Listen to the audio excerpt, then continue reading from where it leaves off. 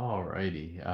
As we know, last week we started by entering the Azurian planet, finding out that their city had a highly oxygenated liquid to, I would say, I'm not sure if I should say breathe or drink, but we treated with the ambassadors and we found out a little bit more both about their culture and about their region of space.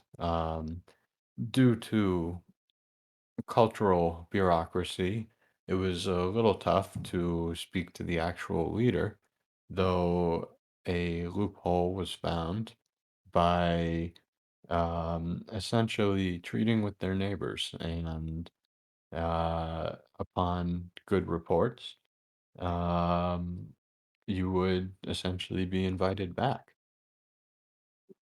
And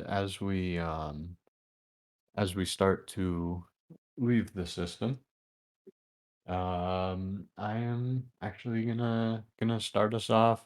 Uh, well, why not? In On the way to Alpha Shift,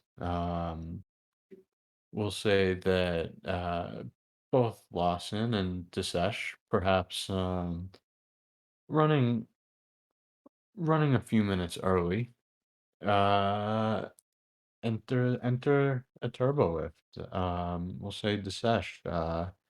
You manage to get into the turbo lift on your floor, and as it Well, starts to I think ascend, that we had established previously that there was some working out going on during the thing. So perhaps we're coming out of the sonic, like we like I'm just like kind of I guess not drying my hair because I don't think that we use actual water. But I'm just sort of like coming out and having uh, just changed into my sort of shift uniform and we're heading up from the gym or whatever. um, sure, Okay. absolutely. Well, for you, essentially, I think there was definitely probably a moment that you guys would probably need your own uh private areas, but as you're fresh and um well, shined, polished, and shaved. Um, hmm wearing the like pants this time around for I no, wear those when I have bridge duty. Uh, that is absolutely fair, and as you look up and the doors open, you can see once again the woman that you just parted ways with. Uh, okay. I jokingly put my arms up into guard position when I see her. It's a chuckle as she steps in, handful of pads under one arm. Commander? Commander, uh, thanks again for the opportunity. I seem to be getting mildly better at this. Yes, you are. Maybe, maybe sometime soon you won't be limping. Well, here's hoping. Uh, what, uh, like, I honestly, I when I went into the service, I kind of threw myself into the phaser, expecting that well, the battlefield is riddled with like mediocre martial artists, so best to keep people away from me. But I don't think I have that opportunity now. Uh, Away teams are a little bit more varied in terms of what you're going to be facing. Mm, they are. The having phaser skills is good. Being able to defend yourself without them is gives you a little bit more of an advantage. Mm. Yeah, a little more versatility too. Indeed. Mhm. As we arrive at the bridge, Well, as you as you arrive at the bridge, I'm going to take us actually back down the ship into our sick bay where well a whole bunch of it's a new ship, it's a new crew, and as we know, that means physicals. Um, and since our lovely Dr. Vanderveer is our quote CMO, um, he gets the honor of doing it. And well, because because it happens to start on the beginning of Alpha Shift, the the only person who isn't quote critically needed up on the bridge is Kiana, so she gets the honor of the first physical.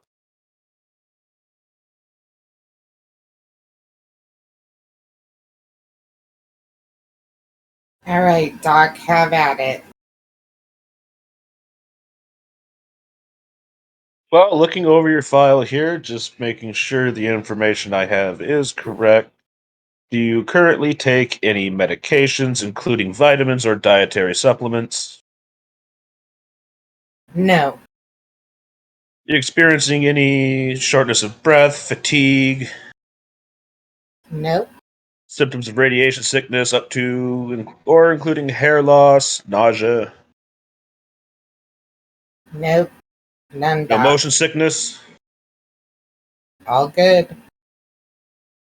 I see that you are trill, so for allergies, I'm just gonna mark yes. Good choice. Any questions or concerns?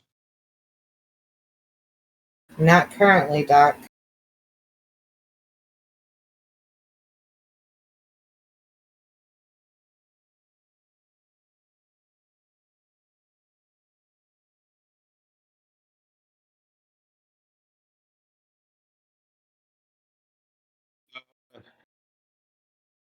Could I get a scan just to double check that she is in good condition?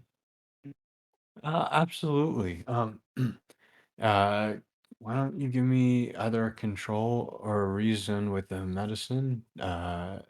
Difficulty one because you're in the sick bay.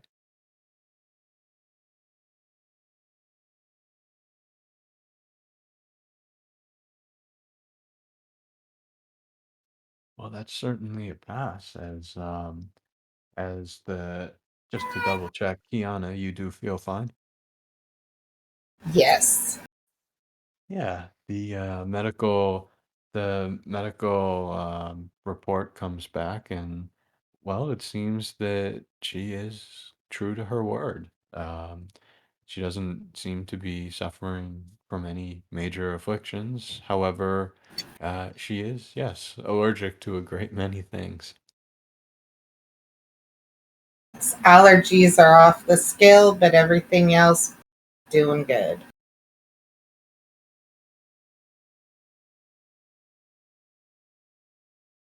Excellent. Can you walk me through your typical daily routine? I get up, um, and I go and work out at the gym before I eat a little something for breakfast and go to my lab. Get started. Not very exciting. I know. Sorry to interrupt. Dr. Hakuri, it's good to see you in here. Um, I'm going to need you to coordinate some emergency teams for the most part, she says.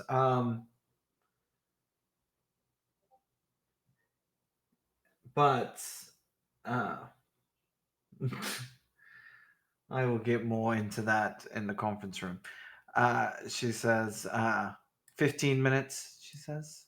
That should be enough to finish your physical, she says, looking at Dr. Vanderveer.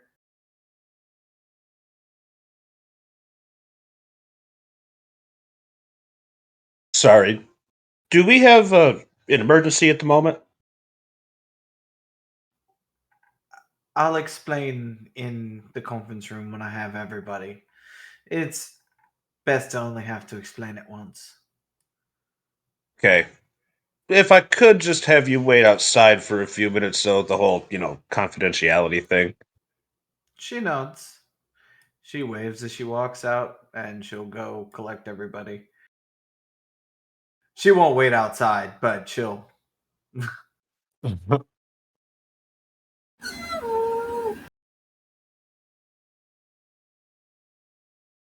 Uh, my brain went a million different ways. Sorry, I jumped a few steps.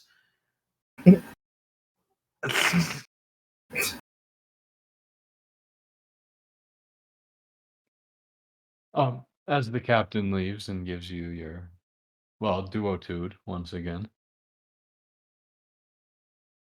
Well, that Yeah. My doesn't sound apologies. very promising.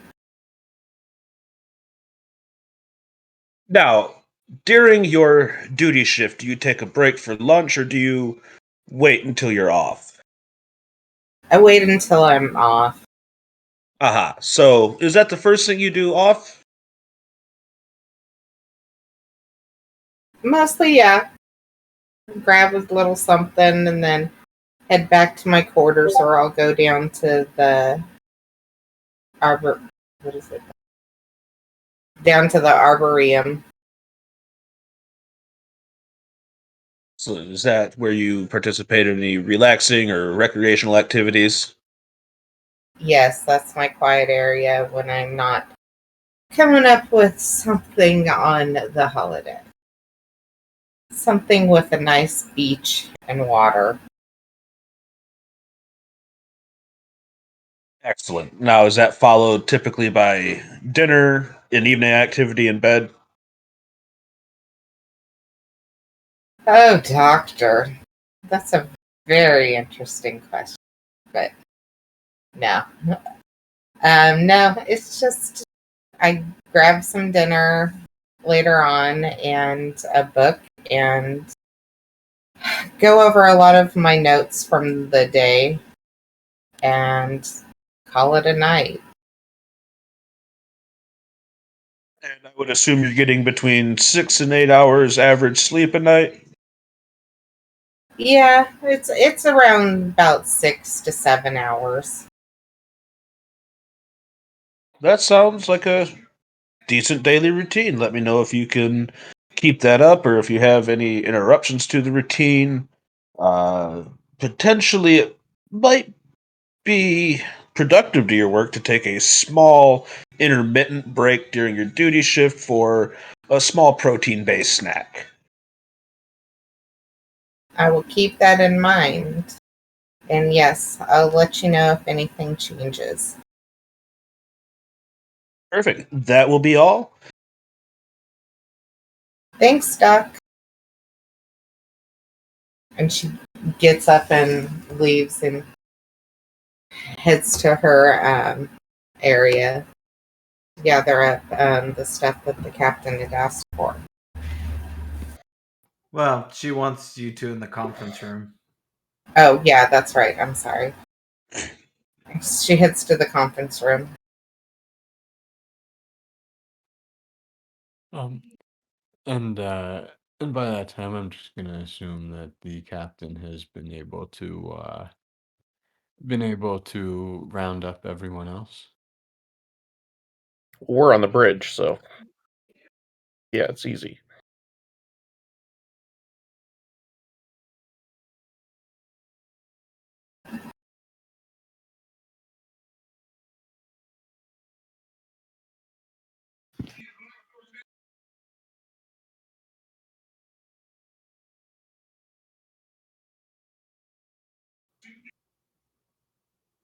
Right. So, she says, um, wow, the echo's real. Um, I got a message from Captain Rost earlier in the morning. It's not a thing to wake up to. She says apparently they're requesting our aid. However, uh, it's going to take us a little bit of time to get there. She says,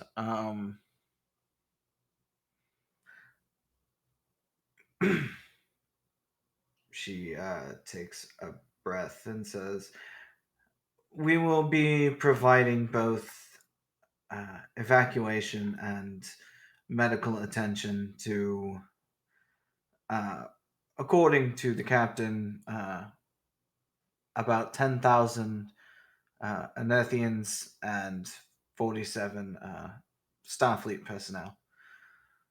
Apparently, they were. She shrugs. I wasn't exactly informed, she says. They were kidnapped by avians, I believe, according to their log. I read about it when I was going over to deal with matters. She nods. However, our problem lies in the numbers. With the fact that they were taken by these avian creatures, we can pretty much guarantee that it won't be easy getting everyone out.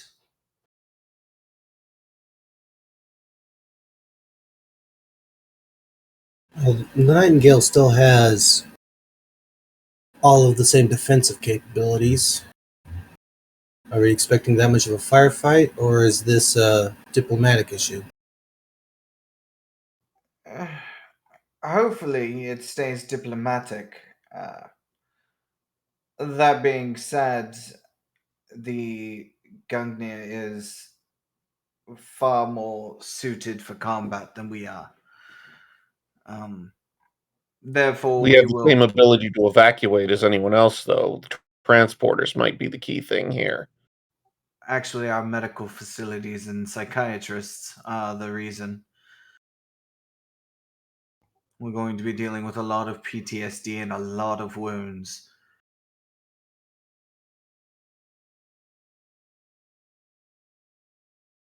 Do we have an approximate area of these people needing to be evacuated? Are they localized, or is it across the entire planet? Unclear. We were sent the location and were to rendezvous with the Gungnir there. Sorry, this is my fault. I'm gonna break in and say that uh, I have since learned, um, since I kind of passed the note that it turns out that yes, they were abducted, but Gugner hasn't actually found the hasn't dealt with the abductors yet. So at the moment, they've found where they're being held and are en route to that location. So I apologize. Well, then she says that. Sorry. Yes, she said that. That was my fault. So just be clear, the 47 officers are still missing. Yes. Okay.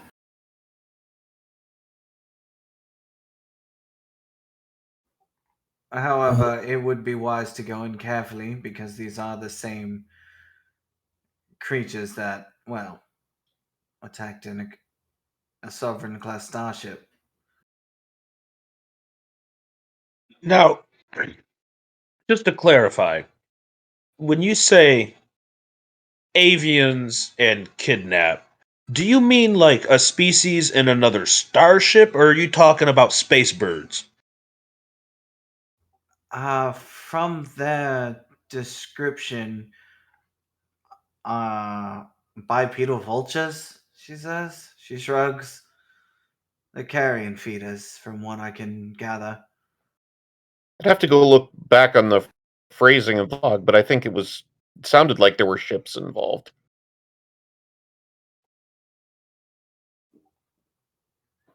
Yes, but their configuration made no sense. It was like looking at a pack-led ship design. Jill sighs.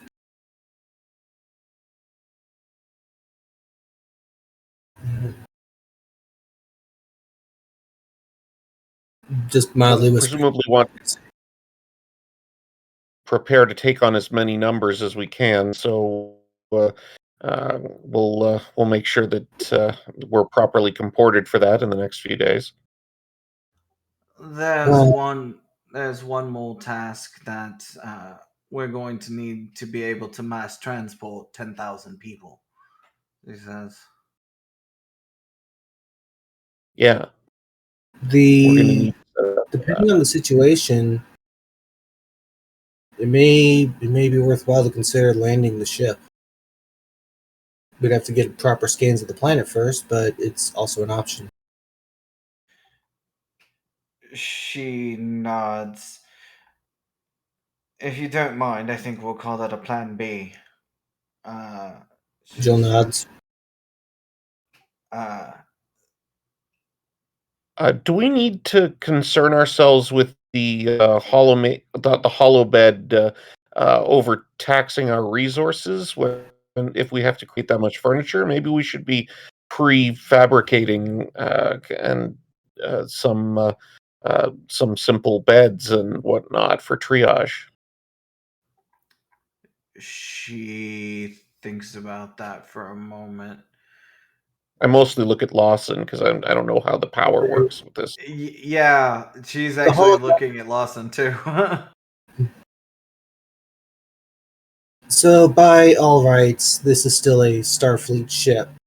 While it's not anticipated, it's still expected that we may have to undergo emergency circumstances. The emergency capacity is designed without the holographic network. While it may help with some of the amenities, we do have several stacks of cots and minor things, even without the network. Okay, so we just need to set them up. Correct. All right.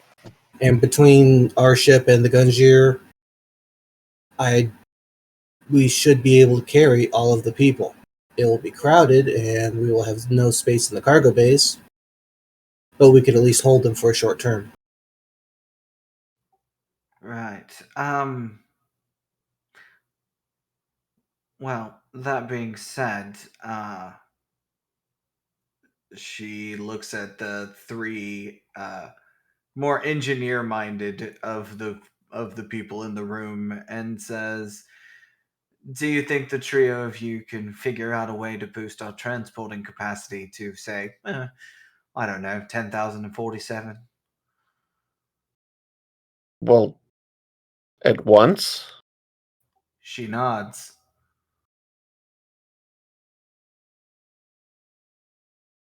I I look. Runs a bunch of numbers over in her head. Not even the Excelsior could do that. We can get larger groups. It'll take some focusing and some redirecting of power.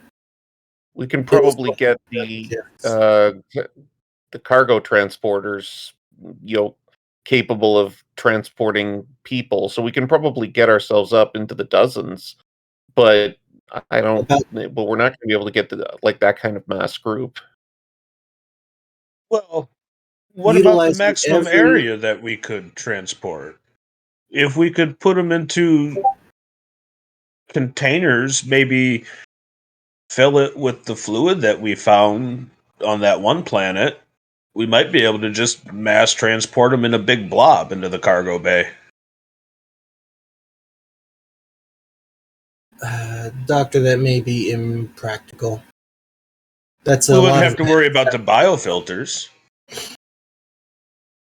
that's also a I lot of think what we would mass. get is a big blob if we did that.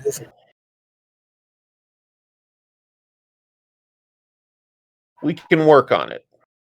Well, actually, the captain kind of sits forward and says, actually, the mass really wouldn't be a problem. Uh, this was classified a long time ago, she says, and if you tell anybody what I'm about to tell you, well, let's just say it won't be very nice. She says, but the whales in San Francisco, she says, Jill and nods, understanding. she'll proceed to go into the spiel of Star Trek 6. You mean 4? Well, whichever one had the Or whales. I don't care. Whichever one had the whales. Mass was still an issue. That thing was sluggish. It was, but the fact is, it wasn't the, like, sluggish, yes, that's not the problem.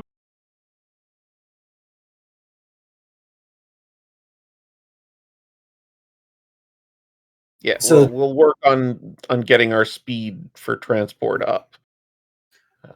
Or, she says,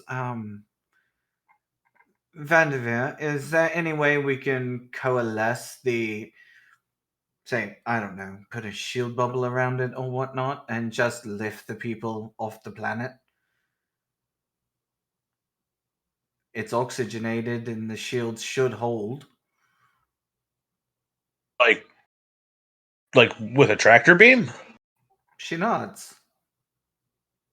I don't know enough about this stuff's thermal resistance, so they might freeze up or burn up in the atmosphere depending on the friction. Well, that's why the shields, she says. Shield sphere, as it were. Maybe? I mean, are we anticipating them being inside some sort of box? Because, or like a ship? I mean, because, yeah, we could pick up a ship. I don't know. That for all I know, we could be walking to a giant meat locker. As gruesome as that sounds. I think we have to anticipate several different scenarios at this point. I also think there are two separate issues on the table. There is the quote extraction or getting them off wherever they are, and the secondary issue is taking them. Um,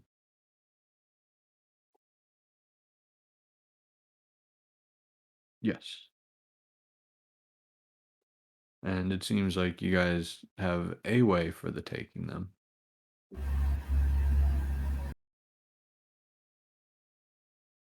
Yeah.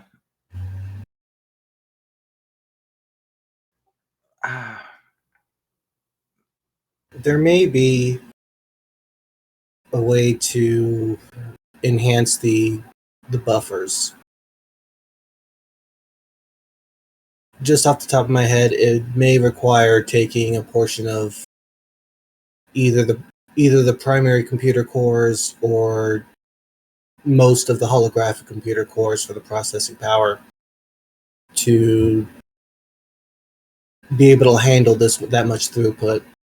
We would still have to do targeting in sections, but we may be able to have an assembly line of sorts.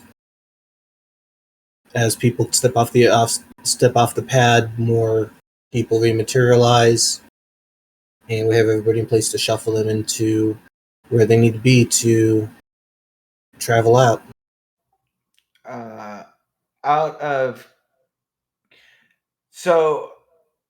Sorry, I'm trying to. Are you cannibalizing the parts of the computer core or using them? Using them, dedicating processing power. I don't know that. Oh god, sorry. Um At least We're it talking wasn't. about the computer handles X amount of stuff. Well, we have to take half of that to dedicate well, towards this throughput, and then once the transport's done, computer goes back to normal configuration. Uh, what would what is stopping us from creating a bunch of smaller cores that don't take from our own systems? They operate solely independently. And GM Time to clarification. install.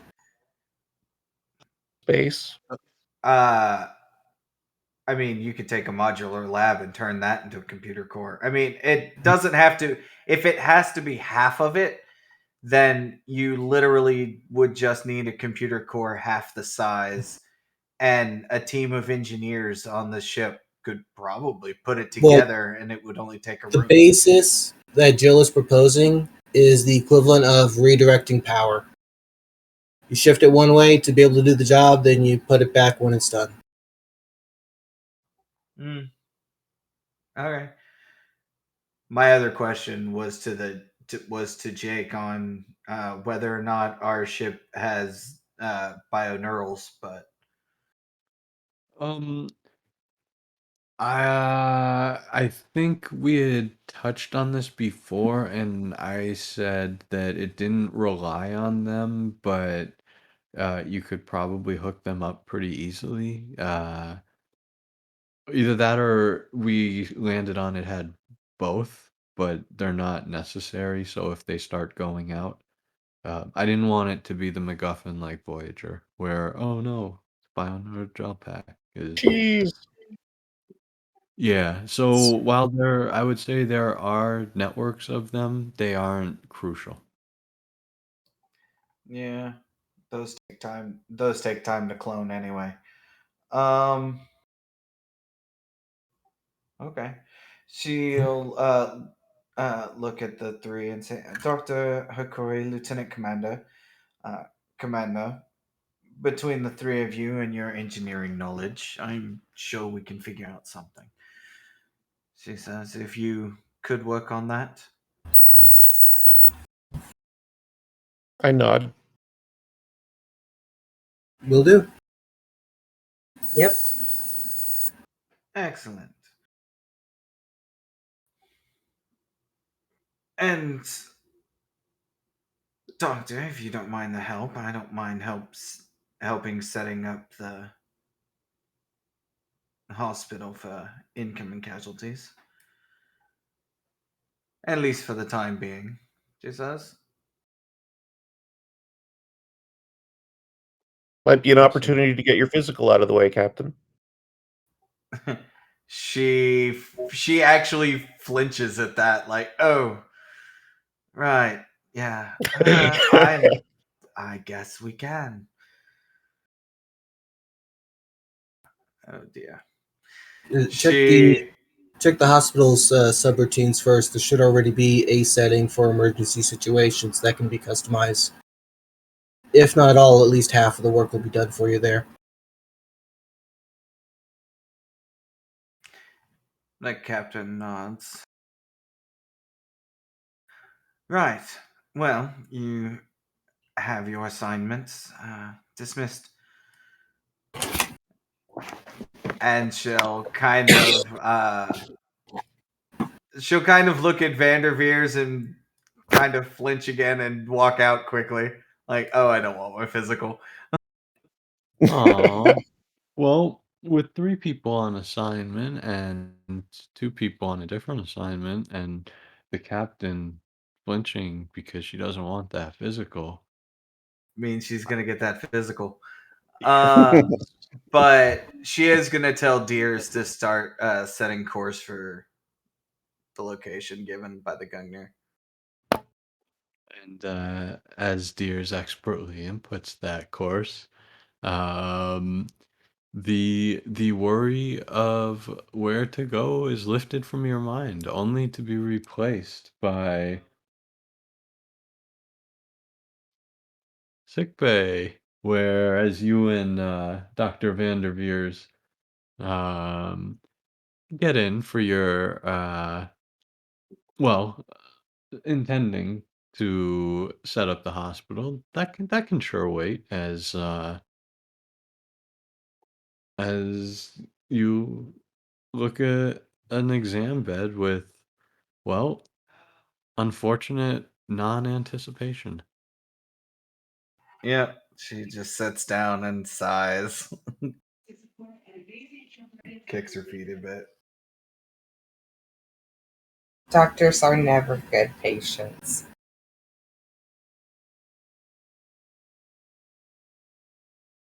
Neither are captains, so it's the double whammy.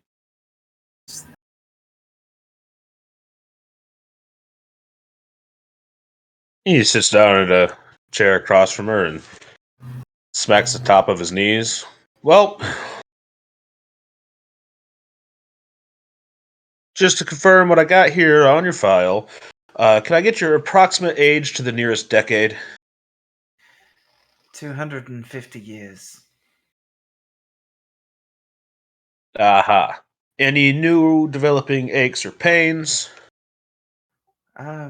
My lower back about a year.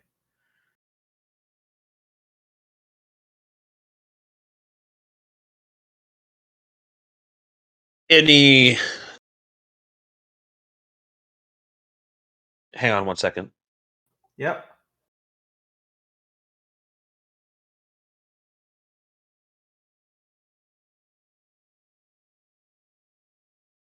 Sorry about that. Something fell in the kitchen. That's fine. Any signs of temporal adjustment sickness or TAS? Not recently. No.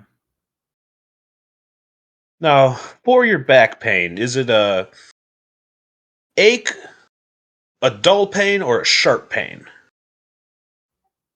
Uh, kind of like a dull throbbing, for the most part. It was. Honestly, I think it's just lingering pain from my surgery performed by my nurse. She says. Well, that could be the case. It could also be uh, maybe a little bit of overexertion if you didn't follow through with your physical therapy. Any tingling or numbness in the lower extremities? Not recently. No. Uh, any tingling or numbness in any extremities since your spinal surgery? No. Excellent. Are you taking any medications? Uh, amino boosters. She says. No other vitamins or dietary supplements? No. What would be your typical daily routine? Uh, wake up at 0400. A bit of coffee, breakfast, gym, shower, work. Um, then probably dinner and an old movie or two. Okay, so you have maybe 2 meals a day? 2.5. I try to have a piece of jumbo fruit or an apple. Is that a midday or mid morning snack? Midday, usually around noon. Okay.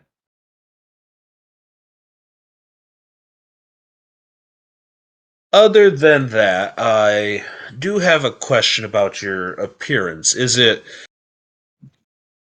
cosmetically altered at a pigment level, or do you use dyes and makeup? Out of character, are you talking about her hair or her skin? All of it. The um, well, my hair is well, it's genetically altered to look this way. At least the strands that are blue. She says, my makeup is well, I mean, it's rising. She says, and my skin, well, that's all natural. She says, Aha. Just making sure that I have a idea of any sort of chemicals that you come into contact with on a regular basis outside of work functions. She nods. And how many hours on average do you think you would sleep a day? Mm, Probably, I don't know, I get a good 4 or 5. Okay. That does sound a little on the low side, although I don't have enough experience with Elorian patients to say for sure. So, I might suggest increasing your sleep time by maybe 15 to 20 minutes and see if it has any effect on your cognitive performance. I did have an Elorian patient one time that I treated for heartburn, so you do get some common human ailments aside from being otherwise just long lived versions of them. Do you have any allergies, food allergies, or medical? I have an amino deficiency, which is why the boosters. She says. Unfortunately, it's a genetic disorder, so it's not like I can get rid of it.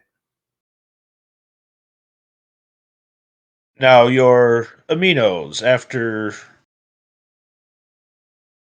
Actually, how do you take the aminos? Is it an oral supplement?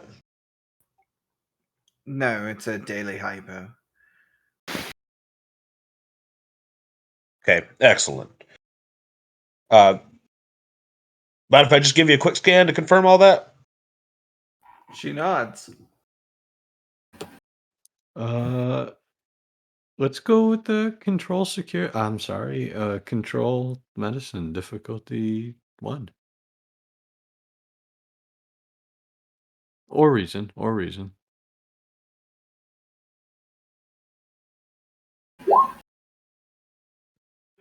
Oh my. Well, gaining 2 momentum in the process. As you take your scan, you pick up the deficiency and the medicine used to correct it, and you also manage to pick up that the her lower spine, as a result of that surgery, is incredibly brittle and weak, and the fact that it's only leading to aches and small pains is pretty magnificent, as it almost looks like one good hit is liable to really kind of shatter a lot of it, probably due to her old, well, um, It would have been in her record that she was essentially snapped in half by a biobed. It would have Yeah, been in her medical file. I'm going to level with you here. We got a problem. She raises an eyebrow. So, whatever they did, you've lost a significant amount of bone density around where they fused the vertebrae. It's leading it to become very brittle. Real bad impact to that's probably gonna just crack the whole thing right back in half. She nods. So here's what I'm gonna do. I'm gonna give you a day or two. We're gonna schedule you for a surgical consultation. I'm gonna take some more advanced scans. We're gonna make a day out of it, all right? She nods. Until then, you're gonna be on restricted duty, no lifting anything over 20 kilograms. She nods. And then thanks the Lord that her dog is a puppy and nowhere near 20 kilograms.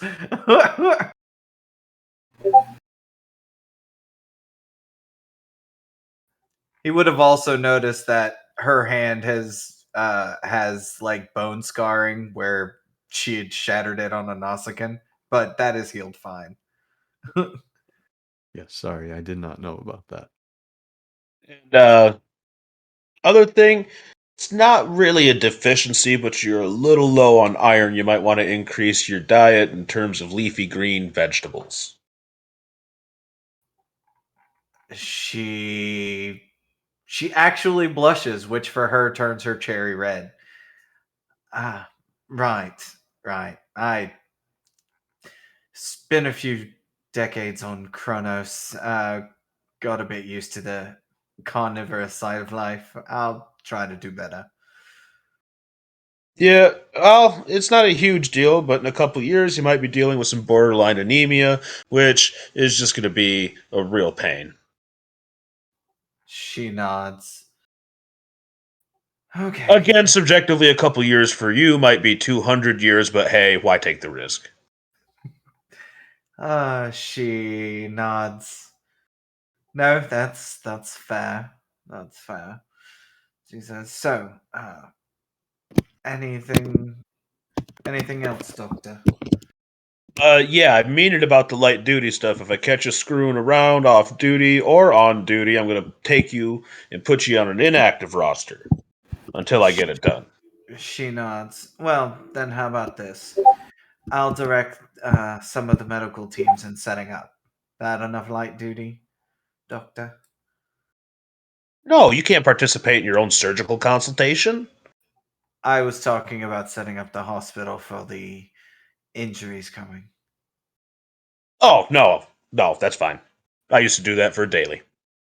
She nods, and she will, for the most part, stay around Vanderveer so he knows that she's not doing anything, because he just seems like the type that just doesn't trust his patients. So she's gonna, he just seems like, yeah, really, did you really do that kind of type. So she's Wait, gonna, I'm just setting it up so if someone decides not to listen to him, I get to pull out the doctor's orders talent, use medicine in place of command to argue with them. right? Yeah. But for this, she'll start directing some of the medical teams to, set up further wings of the hospital. And as we discover a medical problem, hopefully we can discover a engineering solution as we flip over to the three who, while the captain is getting poked and prodded, have just arrived at the nondescript lab for X. Although it's really the geology lab. So So we're trying for mass transport. Jill's kind of thinking, saying, we can repurpose many of the phaser targeting emitters to become transporter targeting emitters. That'll give us a wider area to catch at one time. We'll need another Heisenberg compensator. That one can be fabricated. The would it be possible to maybe like create some kind of rig that we could transport down to the planet? Maybe some sort of pattern enhancer. I mean, like it would definitely go faster if we had a platform that we could work from, even if it's a temporary one. Yeah, pattern enhancers can be expanded. I think last I heard was somewhere around 28, maybe even 30. Before there's too much crosstalk to confuse the systems. There shouldn't. It might take a little bit of work, but we can probably upgrade that so there's a ring of maybe even up to 60. That's a fairly large area, and at that point, we would be waiting on transporter pads here to clear out before that whole group would be finished transporting. We could train an away team to set something like that up quickly if we needed to. Jill nods. We may even be able to use a couple of the runabouts to serve as processing centers. Possibly, although if we have enough time to land a runabout, I imagine we have enough time to just transport everybody out in shifts. Jill nods. One of the transporters do have a limitation of sorts. We can expand on it, but it would require larger installs that we quite frankly do not have the time for. Huh. But at least we can get more people off the planet, and if they have to wait in the buffer, that may just be a cost. Well, if we can pull more power to it, it should be able to transport faster, so that way it would be more efficient for more people and get them out quickly. This is just a quick question because I imagine I probably am already aware of this. Are there sections of this ship that are capable of landing? Last I remember, And multi-vector assist mode? Last I remember, all 3 sections are capable of landing, but that's a Jake question.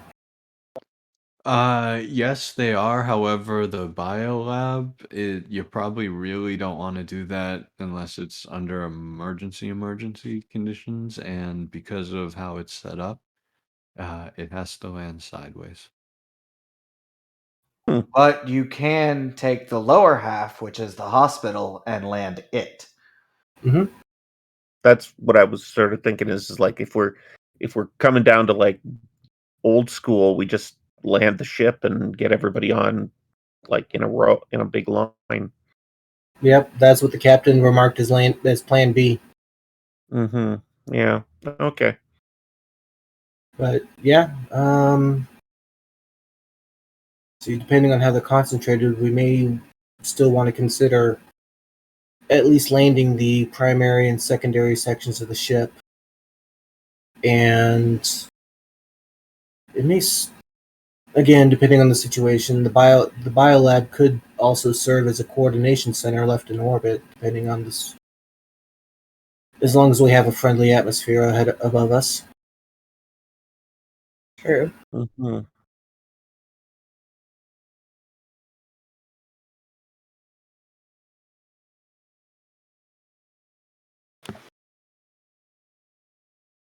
All right.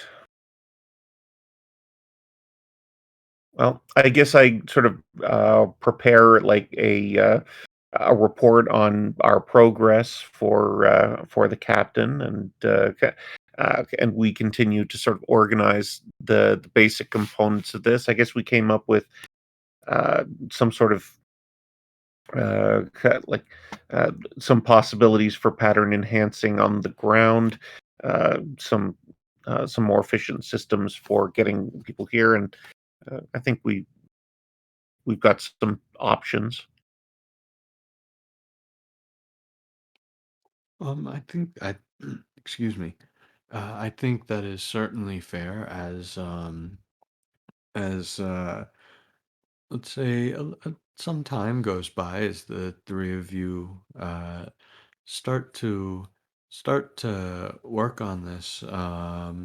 In fact, maybe getting so engrossed in it that uh, you don't even realize, Desesh, that as you finally hear an incessant beeping, you look down and you realize that your physical was supposed to start about a minute ago.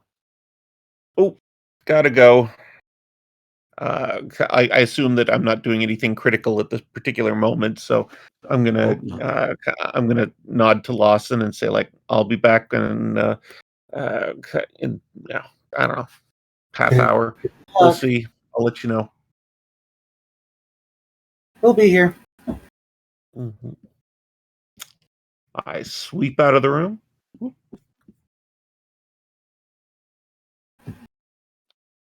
And as we head down to sick bay once again. Da-na-na-na. Oh wow, we just get okay. Each of us Okay. get our own sick bays. I like it. I rush into the sick bay. I'm taking my jacket off as I enter in. Sorry, Doc. Got a bit engrossed. Yeah, I've worked in a hospital. Lawyers always rush in late. And for what it's worth, Dr. Vanderveer, you don't actually have any baseline readings to look back to for the Sesharaj. Now, Starfleet's generally pretty good at keeping records, and for you, I got nothing. I'm starting from scratch. Yeah, I can explain that. Uh, I sit down on the thing. My records have been sealed by JAG. Uh, it's possible that you'll be able to get access to them eventually, but it's going to take a couple of hoops because uh, there was there was an incident, and uh, under a judge advocate general order, they're currently restricted in access. I can Okay. probably get some paperwork going for that, but uh, some people illegally accessed my medical files, so they're now under high restriction. Okay. Well, that file, because it's behind a bunch of legal jargon and red tape, means about diddly to me right now. So, Understood. what I'm going to do here is start you a new medical file. Seems pretty reasonable. And if you could do me a favor, keep an eye on it. My files don't go anywhere. Understood. So, without a basic medical history, I'm going to have to start at a little bit of an earlier point here. So, let's skip early infancy and just go through our basic Bajoran youth diseases. We went through all of those. Generally okay, no lasting conditions. I understand my teeth are not in the best of shape. When I spent a lot of my early life in the camps, there wasn't a lot of opportunities there. I have some replacements that I got later in life. Excellent. Your dental hygiene is important to your overall health, but I will refer you probably to a good orthodontist. Not exactly my cup of tea. Understood. However, if you do have any sort of pain, difficulty chewing or swallowing, issues with perhaps infections of the gum and or bone and jaw, please bring those to my attention. Any Nothing chronic since I was young. illnesses, Sorry? perhaps conditions or syndromes developed maybe in relation sorry if this is a impersonal question, but any syndromes that may have come about as a result of being exposed to different pathogens in the camp environments. Not that I'm aware of. I mean, obviously, I didn't get my immunizations until later on, and I did experience some early like viral infections, but nothing that I am to understand really like continued into later in life. As far as your service in Starfleet, everything regulatory current. Yeah, I've currently maintained all of my immunizations. I've undergone regular physicals. They just end up kind of falling into the black hole that is my file. Any histories of surgeries? Yes, I'm not sure if you're aware of this, Doctor, but I there was an incident on Cardassia Prime about a year and a half ago. I experienced a rather significant trauma, and I take off my shirt at this point. Desesh is live, but you do, for the first time, see that he does appear to have significant cosmetic scarring on his left shoulder. And it looks like it was like some sort of injury. It looks like he's had a lot of work done by a dermal regenerator on his left shoulder. Now, aside from the cosmetic aspect of that shoulder there, what would you give me a rough percentage of that is reconstructed? I was in danger of losing the arm at the time. I was attacked by a Cardassian youth gang that were using like various blunt and edged weapons at the time. Okay, if I the arm was in danger of being lost, that indicates significant amount of nerve damage. What I'm more looking for at this point is, do you have any artificial bone, any sort of pins, plates, and or fused pieces? My understanding is that it's all natural. I just had to deal with a lot of a lot of regeneration. I was laid up, and I had to kind of take it easy for about 6 months in order to get it to the current position it is. I know that they had sort of suggested to me that they might be able to deal with some of the cosmetic leftovers, but I hadn't got that far before I was back on active duty. In general, we can improve its appearance if it affects your mental health or self perception, maybe if you feel awkward about it. However, I'm not going to lie, stings a bit. We got to go over the existing scar tissue there and remove it before regenerating again, slower. Probably would look. It won't be 100% normal looking, but we can significantly reduce that over a period of 6 to 8 weeks. Again, kind of smarts. That's fully up to you. It's an entirely elective procedure. Yeah, I Personally, have to admit, meh. I have been kind of like not pursuing it all that much. It doesn't seem to limit my range of movement. Uh, Be the biggest problem. If you do experience any skin tightness or perhaps leathering of the scar tissue, that can also be addressed with some good topical ointment. Seems reasonable, Doc.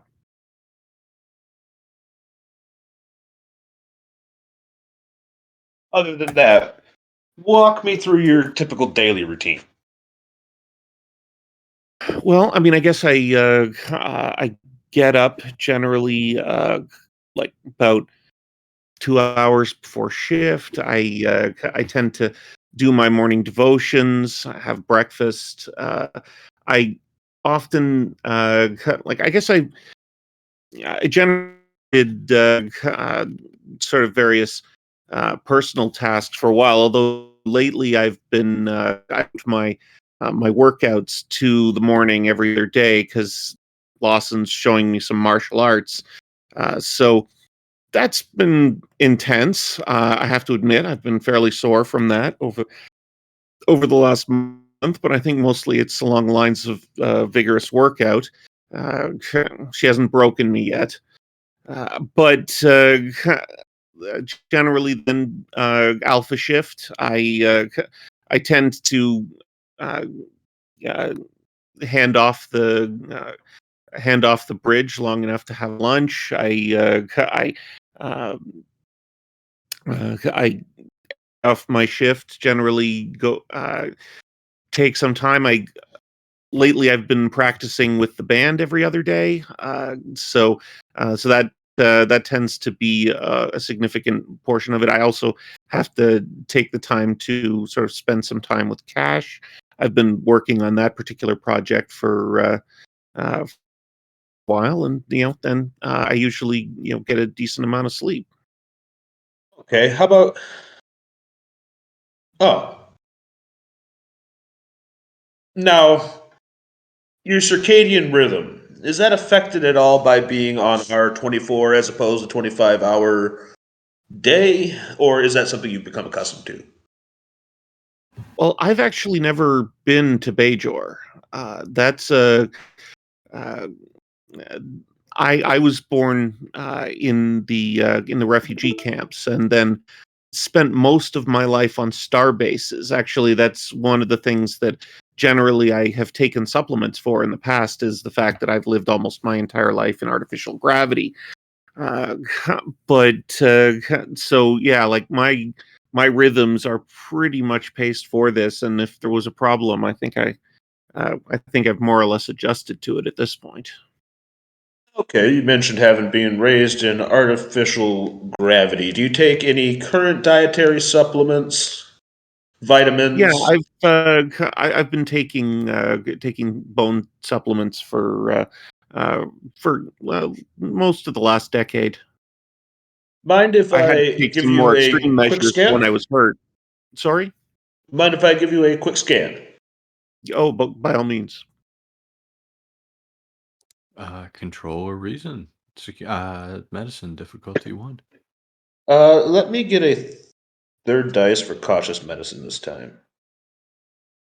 Alrighty.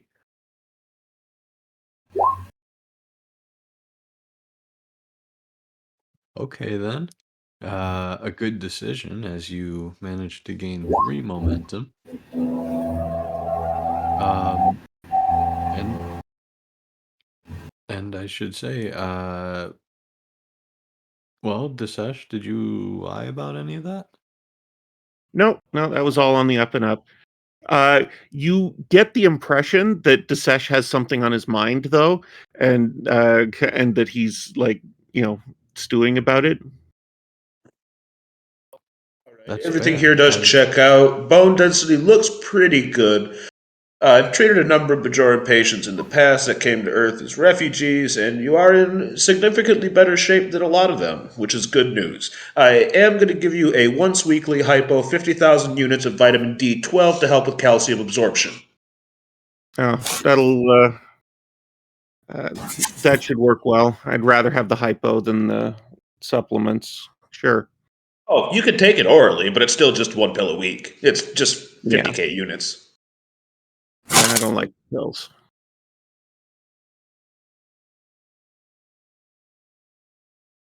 Doc, Yes. um, Did you have any questions or concerns about anything?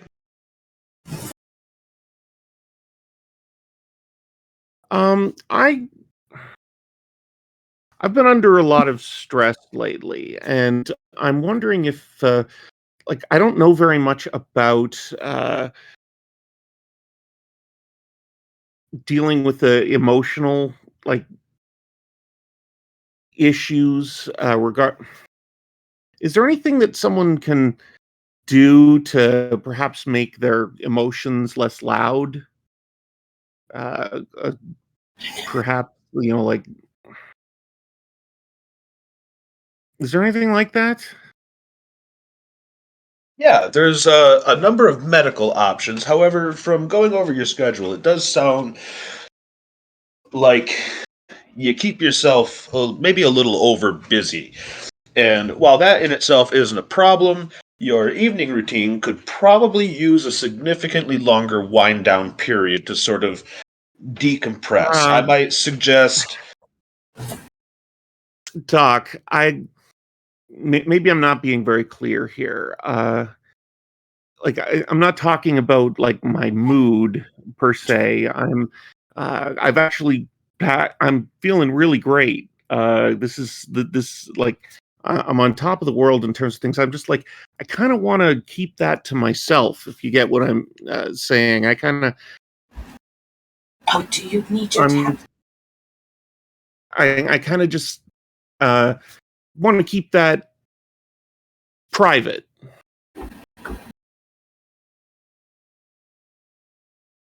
I mean, there are like, I mean, you and we can sort of like keep a poker face and everything like that, but there are, I just kind of want to not be broadcasting my emotions, like, literally, uh, to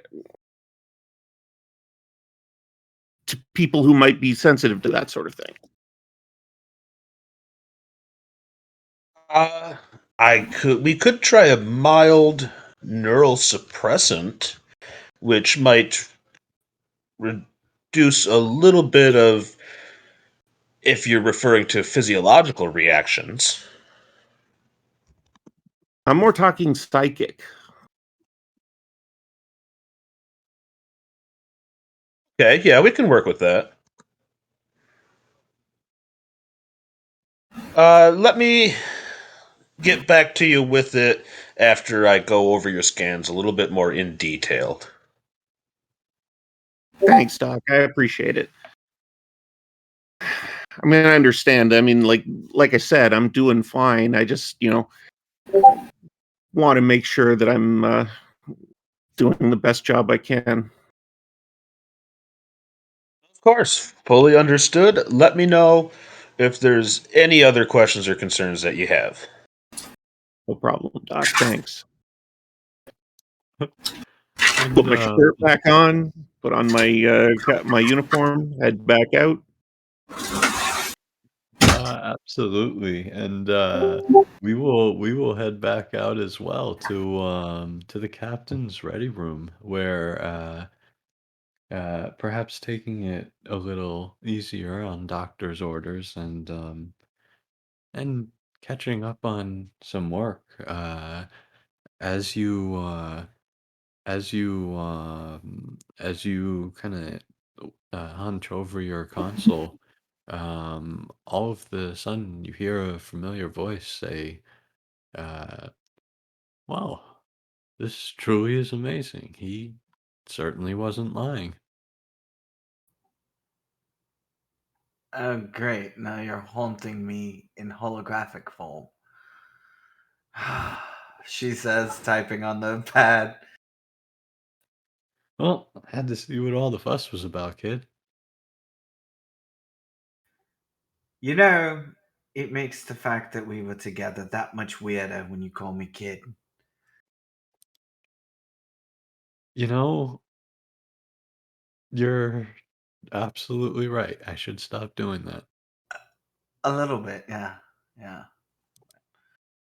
And as a reef, well, I should say, as Hollow Reef kind of sits down on the chair and crosses his legs, he says, "I hope you don't mind the intrusion to your day. However, unfortunately, mine was intruded." Oh, I'm sorry. Did the responsibilities of command come calling? uh, well, it's funny you put it that way, he says with a smile. Um, it would seem that, well, I'm guessing it's physicals day. Y- she she just sighs. Yes. I mean, we're working on it. We have other things to worry about at the moment. Yes, as he says, I completely agree. It would seem that, unfortunately, I just got an earful because, well, Keller just got an earful. Apparently, apparently there was a new file created for your XO, Commander Desesh. I would assume that's true. Yeah, well, it appears doing that kind of kicked up a bit of a hornet's nest over, well, over back on Earth. Turns out Keller just got an earful about minding his own business.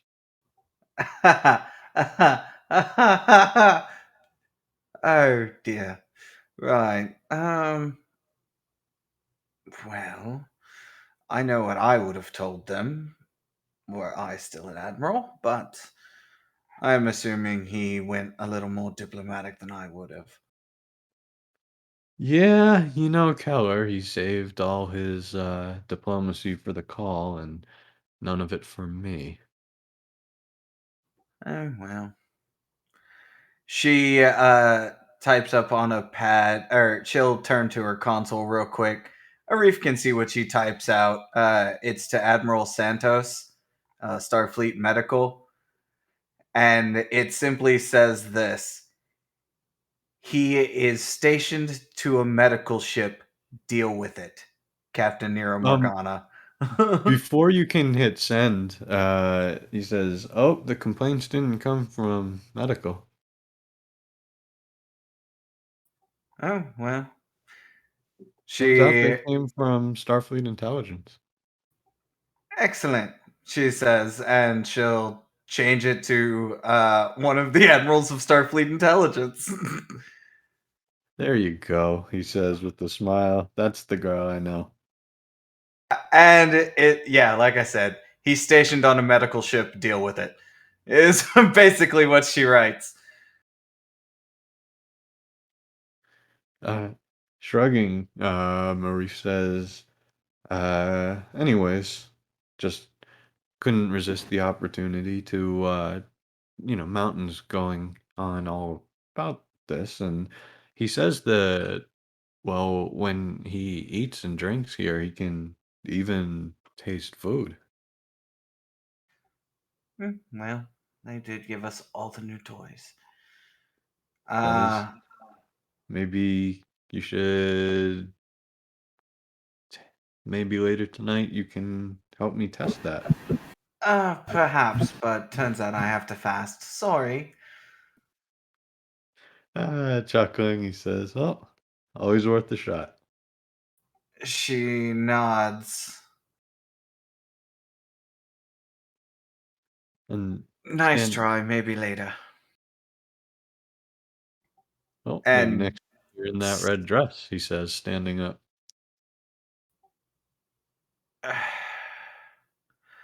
right. Well, I instantly regret taking you to the Ren Fair. I'm sorry, I didn't hear that. She says, I instantly regret taking you to the Ren Fair. Well, you shouldn't. And as he walks over and gives Ari a little pet, he turns back around and says, well, isn't this interesting? You know, not for nothing, but you should probably change this to allow, not to allow the, well, you should probably block off certain areas. I'm sure I'll get right on that, she says. Hope one of those isn't your quarters, he says as he, disappears.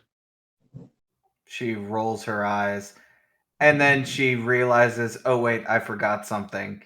And then she also cites Starfleet medical regulation, insert number, one that she wrote herself that says the captain of the ship has uh, primary rights to start their own medical file of any crew on their ship.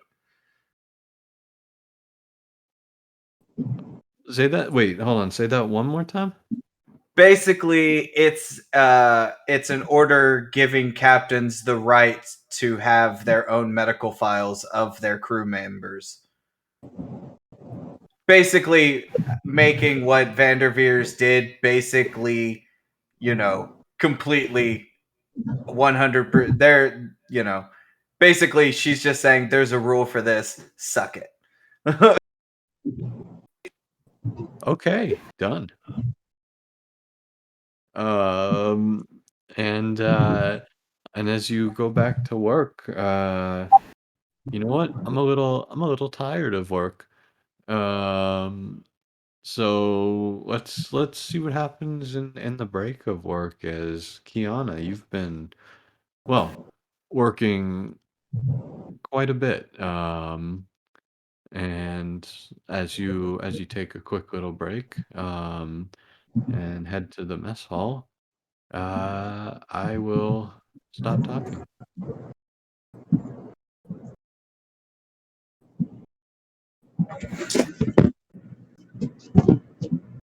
Yeah, for reference, Duncan's a tall, big guy, tattoos all over.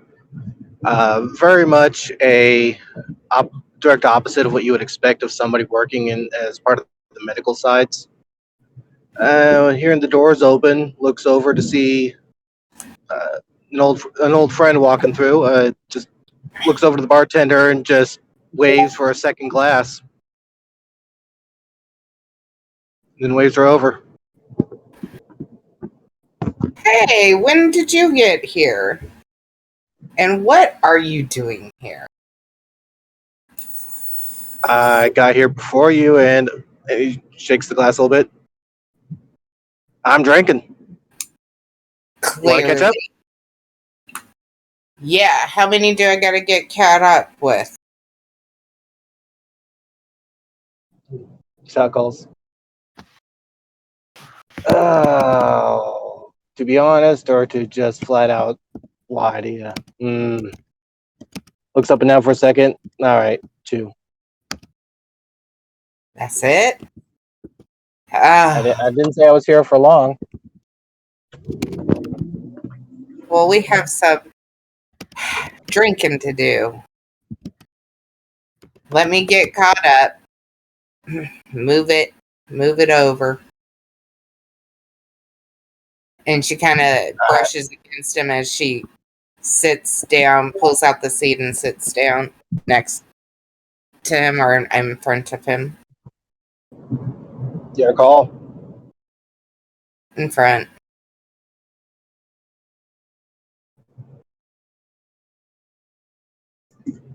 Yeah, the chair gets.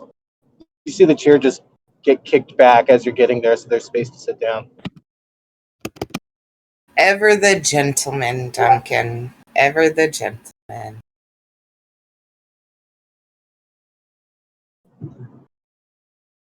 Eh, She sits do what I can down to help a and lady. sits in the chair and So, been busy up in that lab, huh? oh yeah. I am ready to get my mind off of this stuff for just a little bit. How about you? Just mostly helping the day-to-day stuff. I haven't really been able to stretch he flexes a little bit. Okay, so yeah, I've been able to stretch those, but not a lot of. Haven't had to come across any animals really. Though, looks like you picked up some interesting stuff on your little trip down there to the water world. Man, that was something else. You should have seen it. It was incredible. Go. You have my attention. He starts taking a big swig of his drink. She runs through kind of everything that she had seen and the animals, the life forms of all types, and just going over it like it's a fairy tale. It was amazing, Dunk. He spits some of his drink back out. It's like mermaids. You're telling me that they're mermaids. Yep. And octopus ones, too. And yes, I'm pretty sure you would have nailed all of them without problem. Oh, Jesus.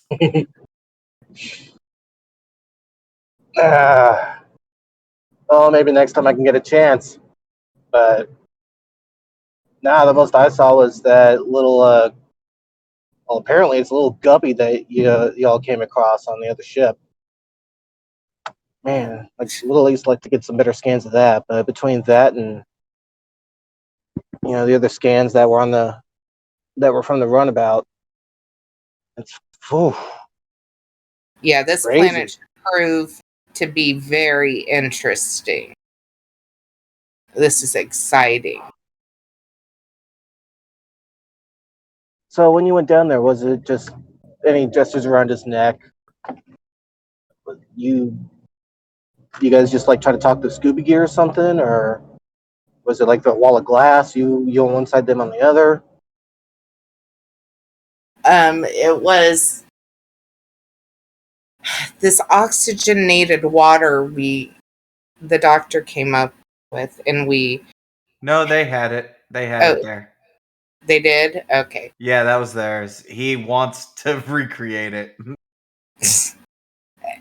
And so she talks about that and about kind of what went down and how, in order to kind of progress with them, that now we've got to kind of prove ourselves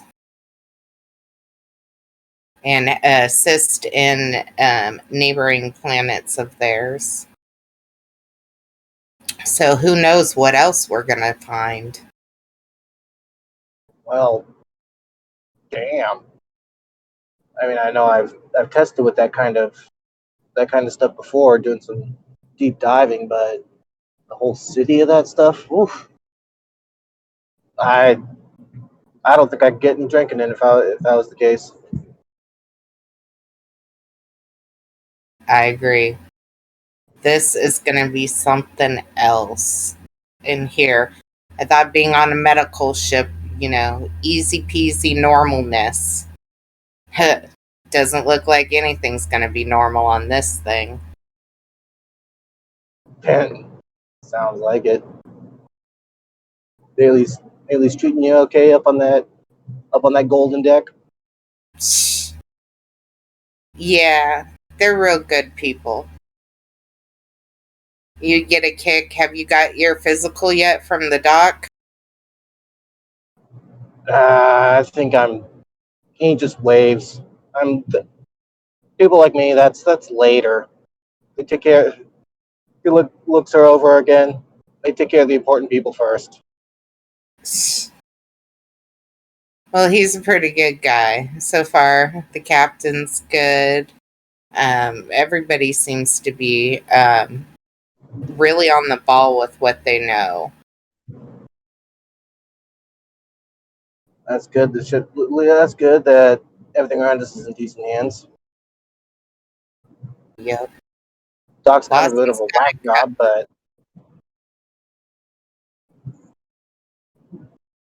Lawson keeps a pretty tight ship around here. Just pretty good people. he nods at that. I can't fault you there. A little high strung, but shrugs. Well, I don't think we'd be any less high strung if we were in her position. So let's just hope she can hold it all together and handle it. But I'm definitely going to have to get her out for some breathers. She's definitely too wrapped up in her work.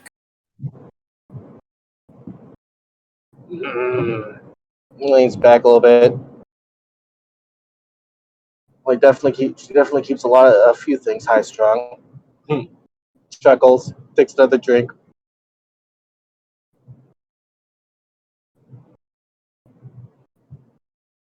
So what have you been working on here? Oh, before this setup, moving things here or there. Lately, I've been a gopher, but before that, just reviewing the latest on the Atlantis project. Actually, it's just the How's that same coming? thing. It's going, and it's not like I'm not participating in it. It's all on Earth. Barely even saw the place, but it's interesting how they're able to just put a whole city underwater and keep everything out. Not unlike the early Mars domes, except for vacuum. It's thousands of kilos of pressure. Yeah, that's what I hear too.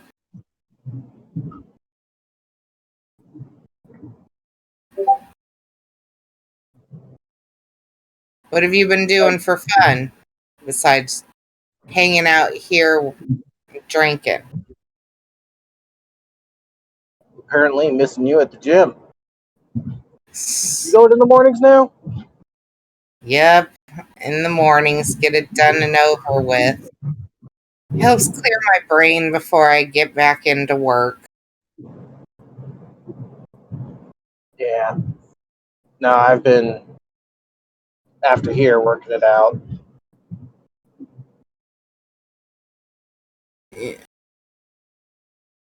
Well, if you ever need me to join in, you know where to get me. You know I don't have a life. No, don't say that. You got out of all the things you could be doing, you're here. I mean, heck, you got. They actually asked you to come here, right? They didn't just say, "Here you go." They gave you a choice. Yep. But you know me, I'm all work. Yeah. So you saying I have to drag you out then? There's a high probability, yes. She All right. slams down the drink. Then I guess I'll come pull you out of your lab about 1900. It's a date. I will be All there. right. I dig it. Have fun. Oh, and with the I dig it, um, I'm actually, I think I dig it is the perfect last line there. You're I'm gonna welcome. bring in. I'm sorry, what's up? You're welcome. Indeed. Uh, and I'm gonna bring us a couple decks away, actually, in the corridor, Desesh, after you've just come out of your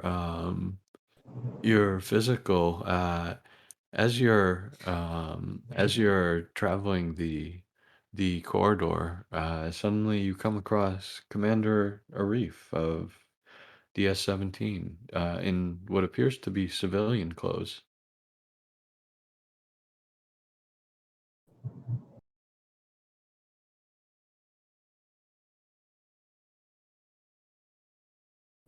Oh no, he's muted. Oh The sesh.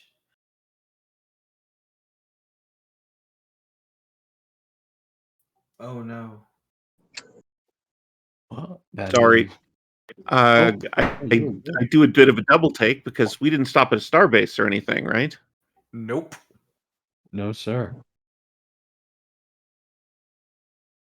Okay. Uh, Commander. And um, looking up at you, he breaks into a quick smile and says, "Oh, you're the commander here." And the moment you hear his voice, you realize that it's actually not Arif, but Dagon, your one of your quote foreign exchange civilians who's actually a changeling. Oh. Oh wow. And and that would be in the files. But as he laughs a little bit, he simply says, "No, I well, he's got a pleasant face." Suppose he does. Uh, how have you been? Like, I've we found haven't it had an pretty. opportunity to talk about your exchange yet. I have to admit that's well, I find it fascinating that that we're at that point in terms of our uh, our diplomacy with the uh, uh, with the Dominion. Yes, he says. Well, and he kind of looks down at the ground a little bit and says, "And we, it's been a number of years since we've had hostilities, and well, what's the and he looks at you a little embarrassed, says, "I'm sorry, you're not human, but the humans have a phrase: if you can't beat them, join them." And hey, we decided to give that a shot. Well, I certainly do support us doing what is necessary in order to uh, create greater bonds between powers. Uh, have you found the Nightingale to be a good place to learn something about uh, what makes the Federation tick? Well, she's shaped beautifully, and I have to say, I couldn't ask for nicer accommodations. Um, and well, quite frankly, it's a little puzzling. Perhaps part of the reason I adopt this form specifically is uh, your Commander Arif, just like your Captain Morgana. Well, they're and it looks like he's kind of struggling to figure out how to phrase something, but their lifespans allow their perspective to be a little closer and in line with with our own. And well, quite frankly, an Elorian captain was why I specifically requested the ship, and I'm hoping through that maybe that can start to create a bridge where I can see things through your perspective.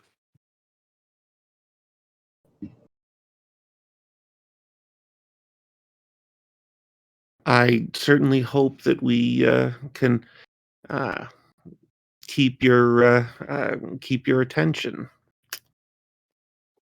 And of course, We'll certainly do our best to have you see the best of the Federation, and hopefully will lead to better times for both our peoples. and Dagon kind of shrugs and he says, In the meantime, we'll see if we can have some fun along the way." Yeah, yeah. Well, I'll leave you to your fun then, and uh, Disesh kind of like excuses himself and heads continues down the hallway. When he gets uh, out of line of sight with the changeling, he immediately like his face falls and into a scowl, and he sort of like starts to kind of stalk off. Oh, first a physical, then a changeling. Oh, Mm, what was that? Physicals? Speaking of physicals, Excuse me. bless Mm, you. It's Uh, Lawson's turn. it is Lawson's turn. As why don't we go back into sick bay after the sesh exited? Lawson entered just narrowly. Avoiding that Uh, awkwardness. yeah. no, she avoided it entirely. Or I was looking for my sentence, just narrowly not repeating what happened earlier.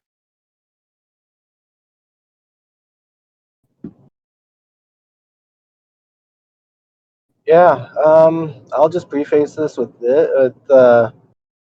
Vanderveer's when he reads the captain's medical log, it reads like a horror novel of genetic instability, multiple injuries, and several ongoing issues. Well, the lieutenant commanders, but yes.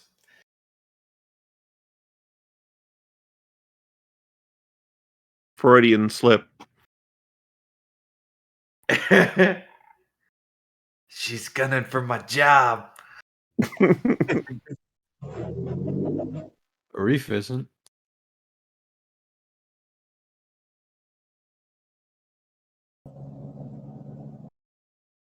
Do we have a doctor? Well, we've got a pretty comprehensive list here. I was wondering if you would give me what you would consider your highlight reel, please. The look on our face is, of course, here we go again. Let's just say top 3 medical events. Genetic therapy before I was born.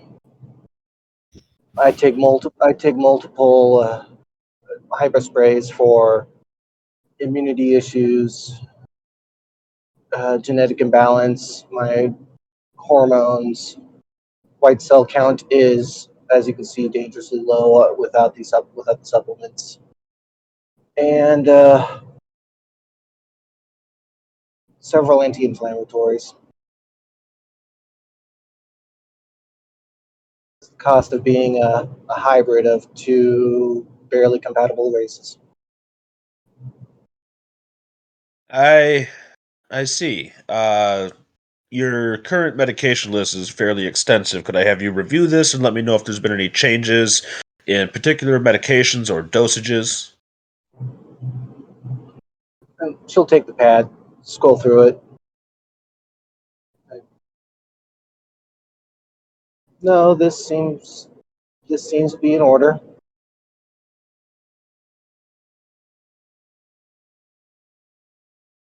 Now, your average routine. Can you walk me through a normal day? Oh, wake up around 0330, 0400, review the night shift logs, review my preparations from the night before for the morning briefing with the captain and the command staff. But about 05, I'll maybe have some breakfast and go to the gym. Mostly cardio and 0530, wind down, get ready for the briefing itself. After the briefing, the first half is catch up with the different departments. About midday, bridge duty.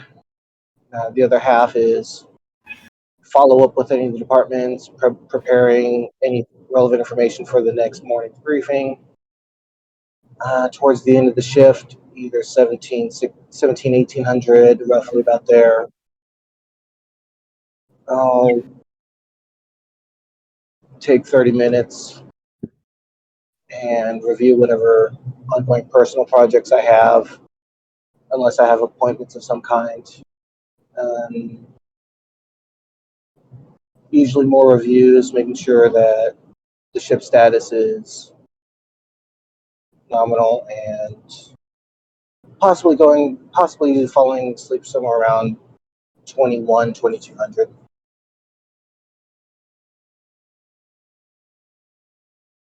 Let me just have you stop there for a second. She shuts up. Has a help bot entered?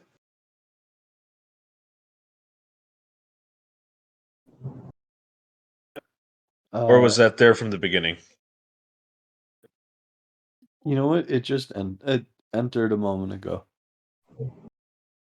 Can I help you? Do you need assistance? No, get out of my med bay. I'm busy. Understood. Jill chuckles. Second time today. I'm gonna Who was start the locking first, that Doctor? door when I'm busy. The captain walked in when I was. Who was I Unfortunately, doing at that time? Hakuri. that raises a brow, and then, so unfortunately, I can't help the captain barging in, but I can help with privacy protocols that at least anything connected to the network can understand and leave you alone.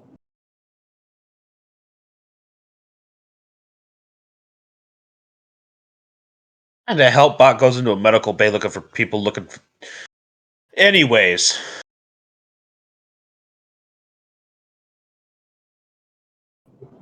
Hang on a second. Let me figure out where I was. Ah. Um. Your schedule is pretty full. What kind of meals do you go through in a normal day? She sighs. I caught that you said you had breakfast before you worked out, which is a little bit of an outlier for the rest of the crew, although that is the way I would normally recommend it. She nods. Something for breakfast if time allows. Otherwise, something for dinner about 4, if not 3 hours prior before I go to sleep. Okay, how many hours of sleep do you usually get? She sighs again, just blowing some hair away from her face. 5 if I'm lucky. A little on the light side. I do know that's probably from the betazoid physiology. They tend to sleep a little bit more than that. Perhaps if you could try to squeeze in another hour, I can look at your schedule and make some recommendations if anything could be shortened or moved around. And then, if you could maybe work in a working lunch, that would might be able to help you get to sleep a little bit easier, kick to start that metabolism in the right way. She slowly nods. I will try, doctor.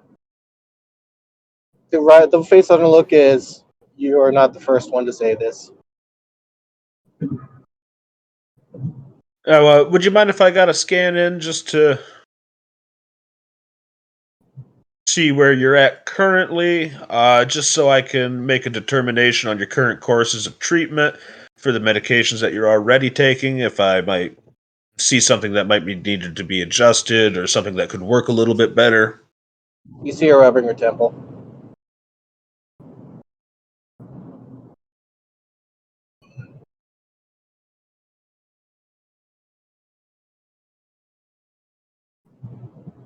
That's fine. Excellent. Thank you.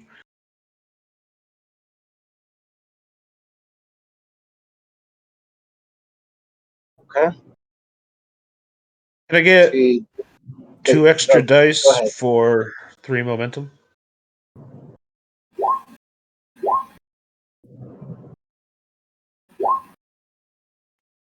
Oh, Jesus. Well, you not only gain that back, but an extra one. As did Joe lie at all? Uh, Not directly lying, but definitely glossing over some of the aspects. Most notably was the headache. Um, yeah, you can see that not only is she well, just to characterize it quickly, a hodgepodge of WTF when it comes to genetics. Um, the uh the what is it seems like when you get the scan of her head, or when the scan gets to her head, the latent uh, part of the brain, that would be the part of the betazoid brain, um, appears to be lighting up slightly or pulsating slightly, as if it was a little bit more active than, or as if her brain thought it was more active than her genes would suggest that it should be. And it's actually kind of, it's the equivalent of, having an extra motor running on the electrical system that has no purpose, so it's just kind of spinning. Well, congratulations. According to my scans, you are not only a mess, but a hot one.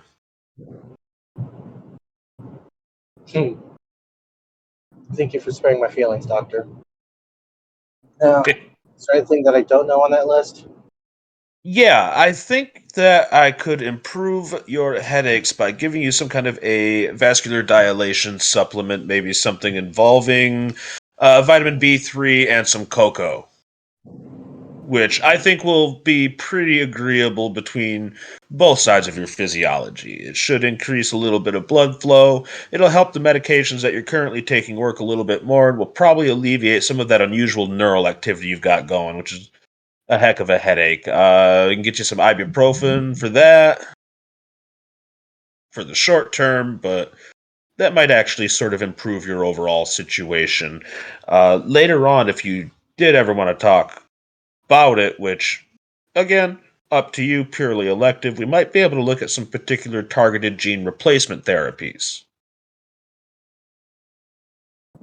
She will sigh, and if anything, just update the existing ibuprofen by another 10 milligrams,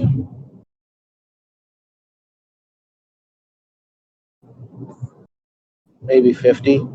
She rubs her head Now, again. I'm going to give Make you it a 80. replicator code. And what this is going to get you is a little protein bar. You can eat it while you're walking around if you want, when you're going from place to place in your duty shifts. And what it's going to do is it's going to have vitamin B3 and some cocoa in it. Rest of it's going to be some oat protein and maybe some whey in there. If that's you're not lactose intolerant, are you? I've been avoiding it just in case. Well, okay, no way. You'll be fine. She nods. So I understand this right? You're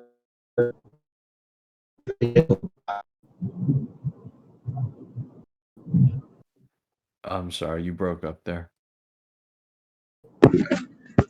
So let me understand this right, Doctor. You are prescribing a Betazoid chocolate. I'm prescribing you coca, which is not exactly chocolate, in a protein supplement bar, which is really just to mask the fact that vitamin B3 is kind of bitter. Shouldn't have any adverse reactions to your betazoid side. Might taste really good. She nods and kind of scratches her head. Uh, okay, Doc, I'll try it.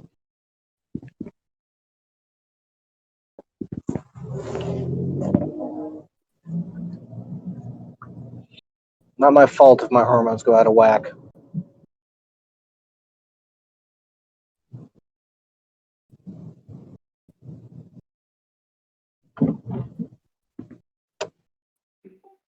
Um,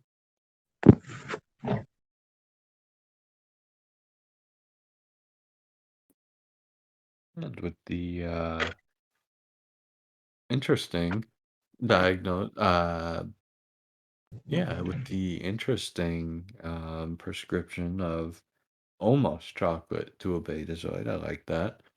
Uh, why don't we flip over to the captain's ready room? Because we'll call it a routine meeting between number one and number two. I'm sorry, that sounded Sure. weird for me to say out loud, but It sounded just as weird to say here. okay, at least we're in agreement. All right, Captain. We have made some of the preparations you wanted regarding evacuation. I've instituted most of the standard protocols for a mass evacuation. Uh, we seem to be in pretty good position. She nods. All right. How is your I physical? She looks down at the terminal and just like starts typing. Says it went fine. I mean, I'm quite old, so you know, it says. Yeah, I got mine out of the way too. It's good that we're working our way through the command staff. Mm. She nods.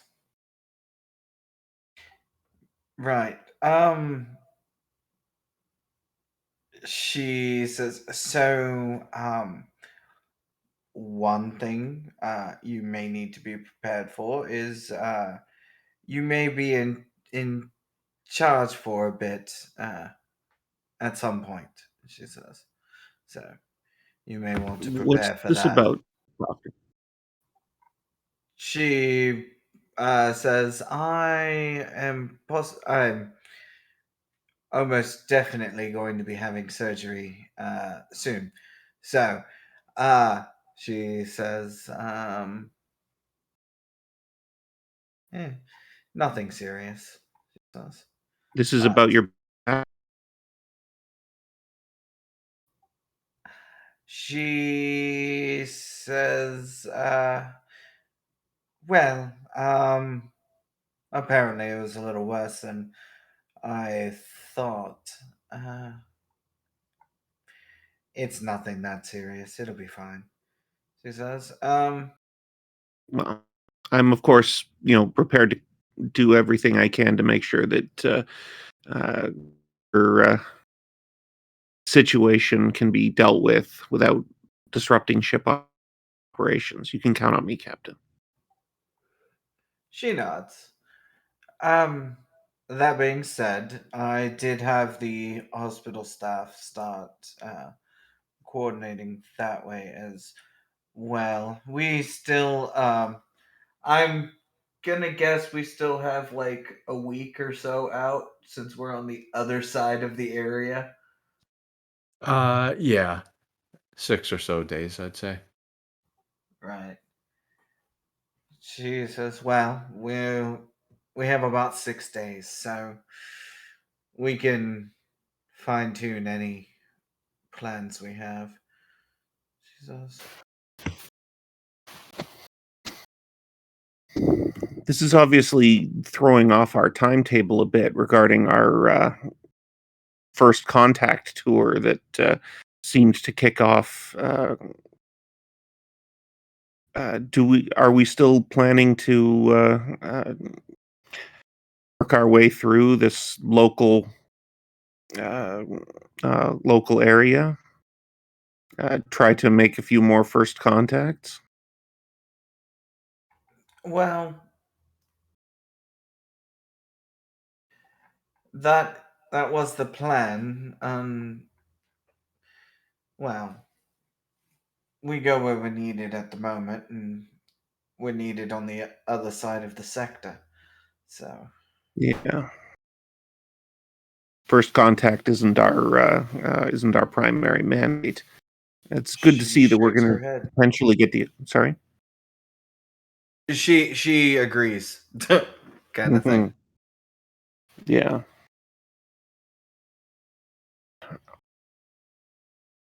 Can I ask you about the exchange program? Oh, what's about it? Well, I encountered our changeling in the halls earlier today. I have to admit, I am not entirely clear on what the uh, protocols are for this kind of system. I mean, we just came off of a major war with the Dominion. I'm not sure what they're doing here, to be honest. She says, well, uh, ever to be perfectly fair, I think this was an Odo thing. She says, uh, trying to have his people learn, or some such nonsense, she says. Well, Uh, you can tell from just like Desesh's general demeanor that he's not particularly happy about this turn of events. she nods. She says, that being said, uh, he is a civilian on board. He doesn't have access to anything I don't allow him to. She says that's one of the stipulations. How well are we monitoring his movements? It, it their movements?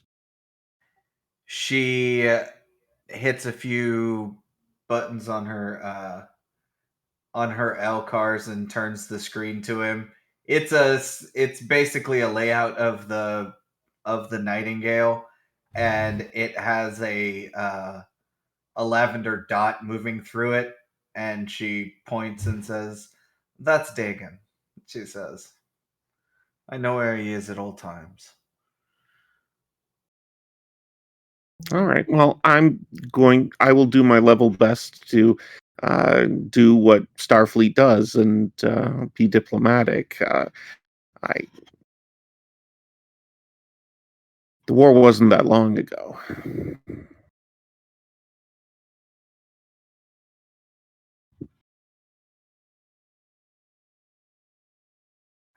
Well, I'm sure that the Dominion aren't the only people we're getting people from, she says.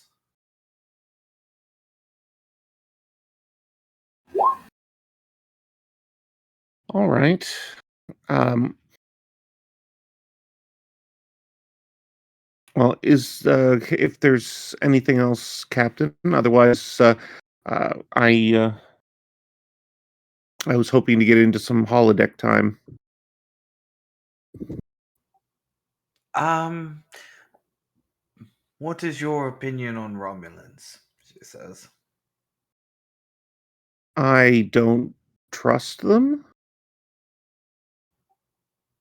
I haven't really worked with Romulans, to be honest. It's one of the parts of the quadrant that I just haven't been in been in much conflict with. Jag doesn't really have a lot to do with it. Why? Because we may be getting a Romulan passenger for a bit, she says. Is this the exchange program again? Yes and no, she says.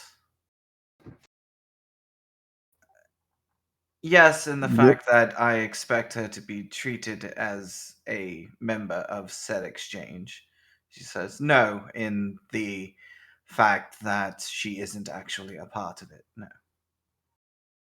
is this a civilian? She nods.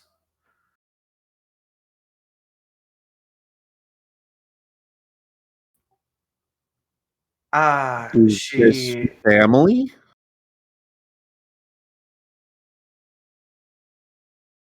Sorry, one sec.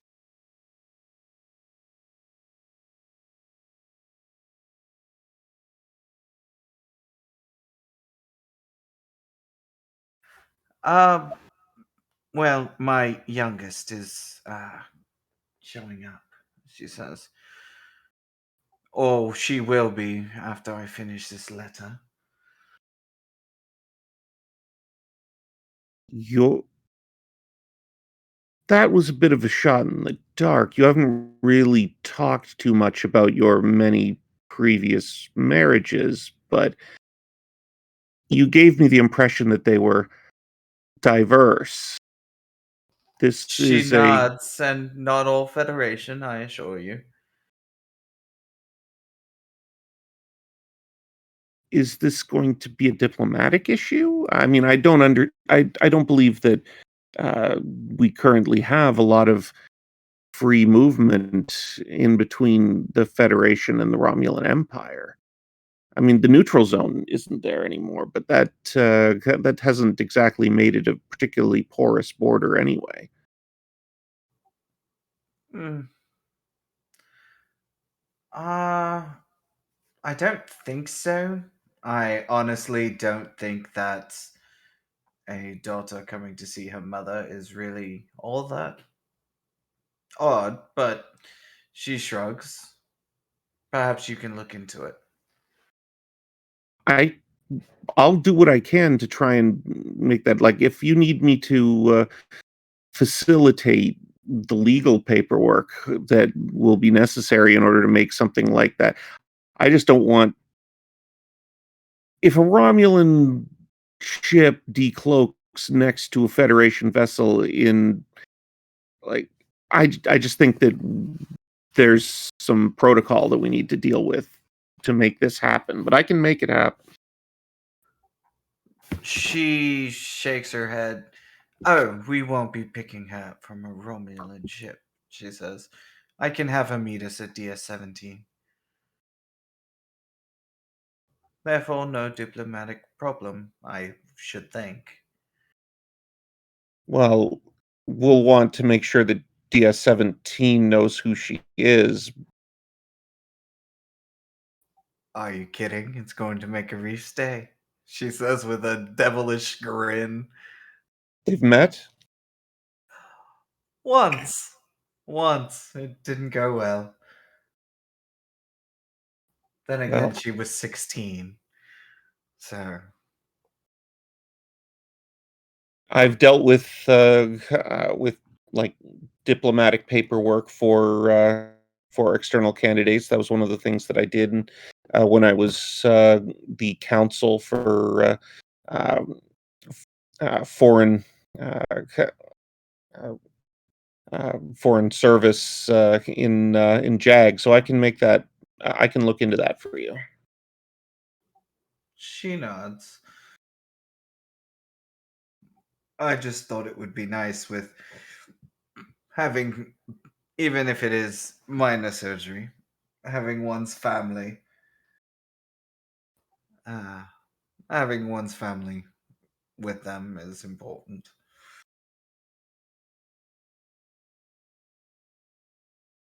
Mhm. Uh, And trust me, I we'll would do not everything invite that her we brothers can. yet. I take it you trust her. She nods.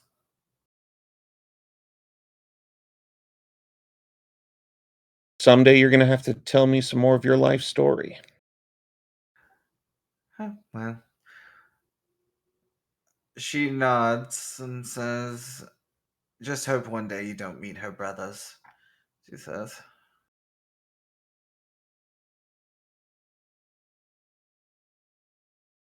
All things happen in the fullness of time. Yes, but they tend to like the blood wine a little bit.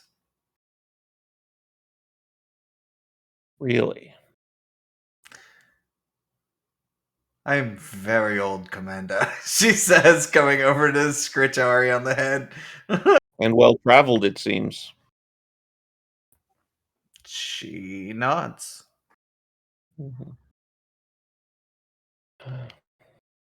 Well, uh, I'm hoping to make my holodeck time. Will there be anything else, Captain? No, please enjoy. I'll get to that paperwork as soon as I can. Thank you.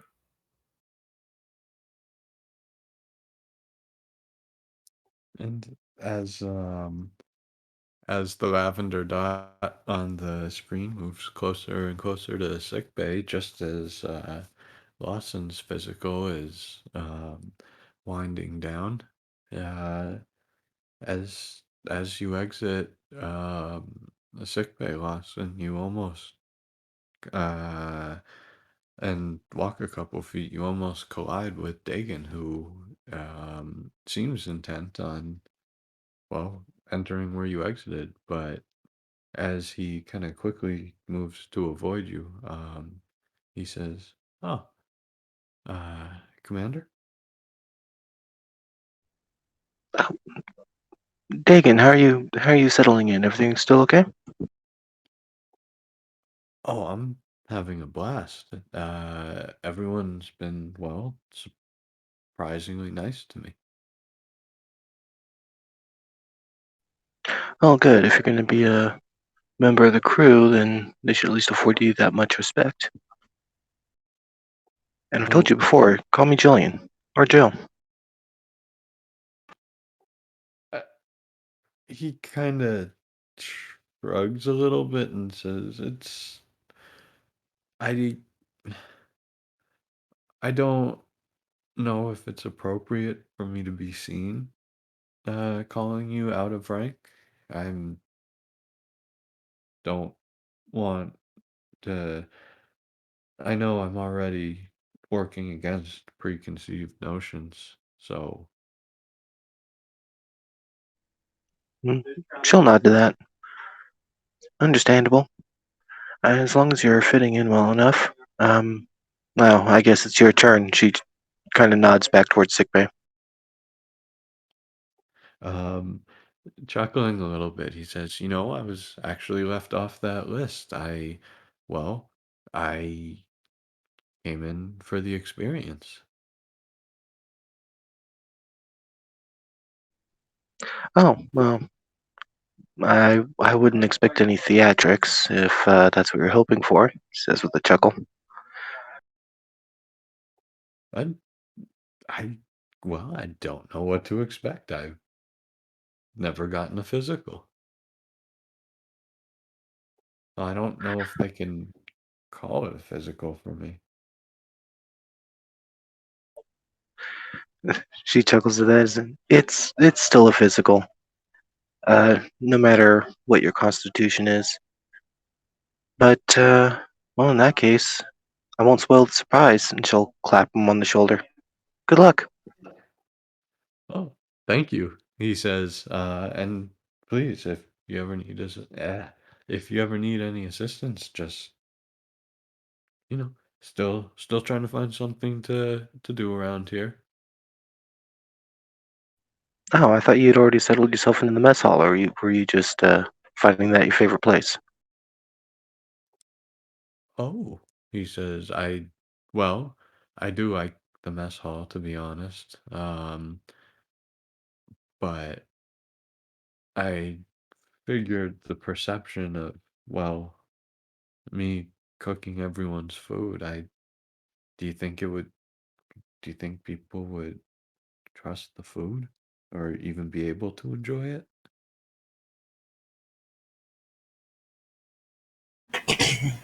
How long have you been on the ship again? Uh, this couple since it's uh launched from Earth. Ah, well, it makes sense. It would take some time, but I'm sure people can get used to it.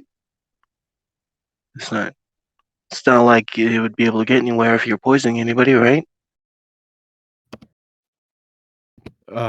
Chuckling a little bit, he says, "That's fair. I mean, well, I might I might produce some failures, but I wouldn't go that far." Well, tell you what. At some point, we can talk to the captain, and as long as she has a good feeling about it, we can maybe organize something. And maybe just me being around helping out will help alleviate some of that concern. Um, Excellent, he nods. For what it's worth, well, I'm also quite apt at stellar cartography, and well, the room is shaped quite lovely.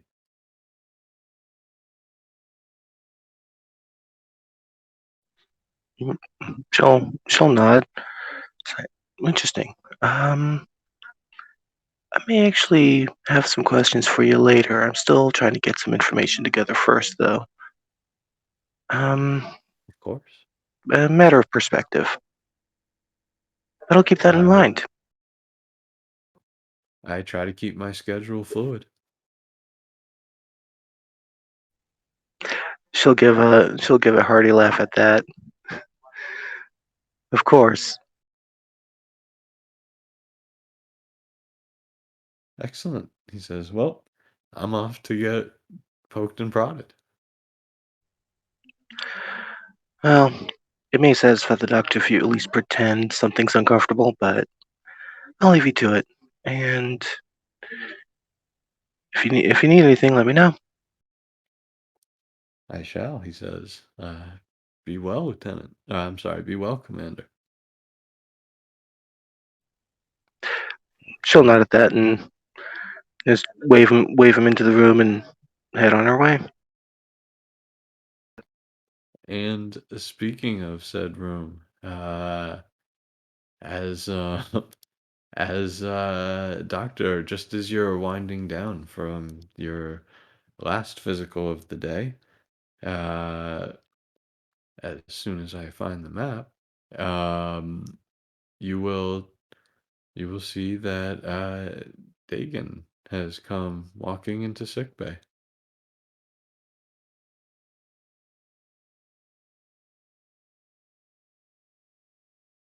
Oh, hello. Hello, Doctor. I heard you were giving physicals, and I couldn't help but want to give it a shot. Usually I have a schedule that I adhere to so I can prepare files in advance. What's your name? Dagon. Dagon. Dagon. Dagen. I got you. He's scrolling through his pad. I'm assuming he's looking for a file which probably does not exist. No, certainly not a medical history, no. Ah, so what they do? Lock your files up too? Oh, I've actually never gotten a physical before, Doctor. Oh. Oh, all right. So we've got your name. How old are you, Mr. Dagan? Approximately If it's in um, terms of hundreds of years, just try to give me to the nearest decade, please. about 630, give or take. Sometimes the conversion's a little difficult. Okay. Species, are you Elorian? Are you Oh, I'm a changeling. changeling? Yes, sir. You're a 630-year-old changeling, and you're in my office for a physical. First time. Well, well, of course it's the first time. Do you guys even get sick? I mean, No, not really. now, don't There get was me the wrong. one You guys sent me a lot of patients in the last 10 years of my actual medical career, but that's neither here nor there. Sorry to bring it up, but it's a thing. The only thing we had on medical information from the founders race was the morphogenic virus and a couple scans of some guy from some station's biological morphogenic matrix. Other That than would be that, Odo. yeah, Odo. Other than that, a lot of civilian scientists, actually myself included, worked on figuring out a cure for what I can only assume was some monstrosity that Starfleet released. So, as far as medical history goes, there's only one medical history event I know of. Were you part of that link back when that was a thing going on? Uh, I was. However, I was quite removed from the situation at the time. Okay, well, if you were in the link, that's a yes or no question. If you were in there, then you had it, and if you weren't, then you didn't. Then I guess the answer would be no, in all honesty. Okay. So medical history, you got a clean bill of health. Can you change form? I can. Would you like to see? No. You mind if I give you a scan? Go for it. Uh, as as you start to set it up, he says, what what do you want the result to be?" He's the freaking. If my memory serves, the only time that they could actually get readings on Odo were like when he got sick and couldn't change, and it was very difficult for them to figure out anything to do with his actual health. So I'm assuming what I'm going to read off of this tricorder is essentially there's something there and no information. Well, I was actually I was thinking about making it a pretty difficult role, but coming up with something about um that could be possible. I mean, we do have like. I mean, yeah, but if you wanted to make it difficult and do that, that'd be one thing. But I'm not actually expecting anything, so that can go either. That can go either way you want it to, with how well I do. Well, first things first, as he lays down on the bed, he says, human form? I I mean, I have a jar. Is that appropriate? It, Dagan just kind of shrugs and says, I mean, it seems a little bit more classy than a bucket or something.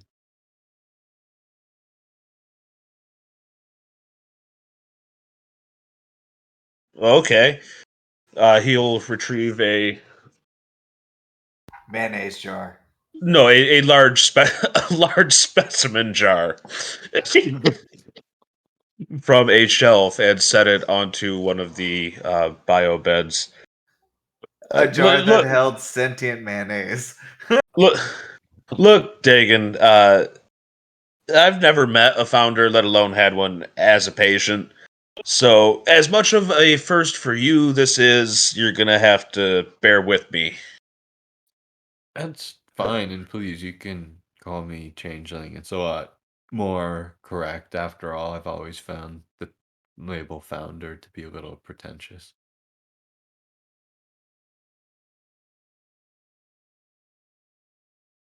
I'm just gonna go with "Hey you" for the time being. After that, all right.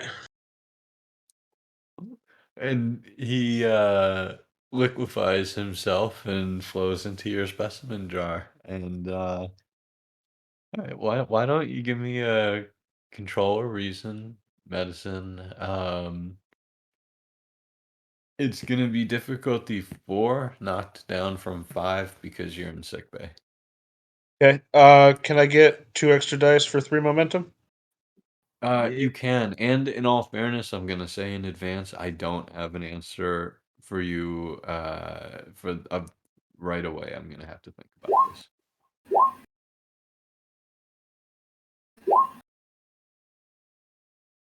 Oof. Okay, and as um as Glad I farmed you all that momentum. Shit. and as you roll, I'm sorry, not roll, as you scan Dagon, who is in this specimen jar, um you start to get the same results as kind of everyone else does, where it's just nothing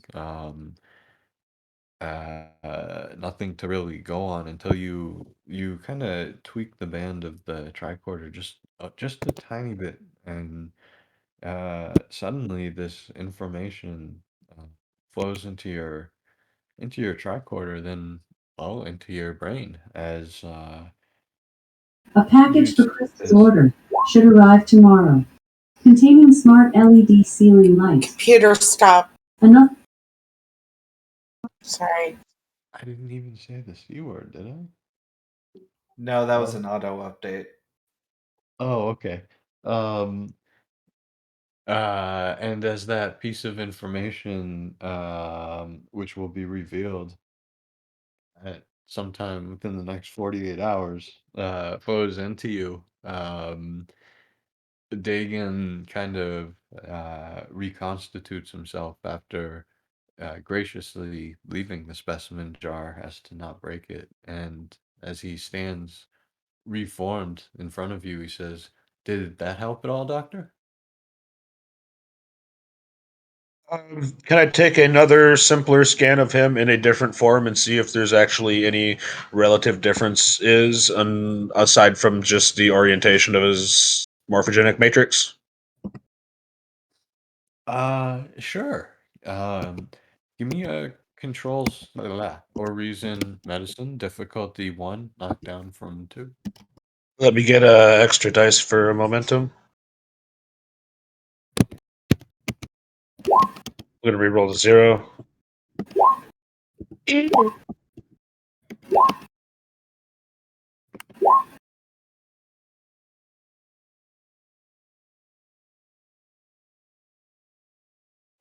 Um, you get to choose, right? You're not forced into the complication.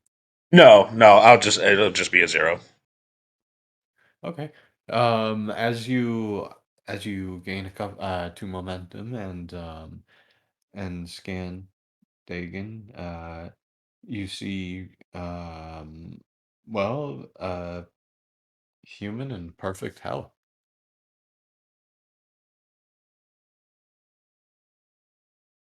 Well, now that's interesting.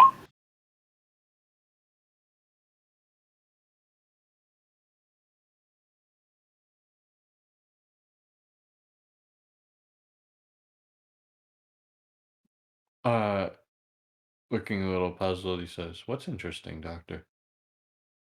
I wasn't aware that your scans would read a human when you were in the form of another species.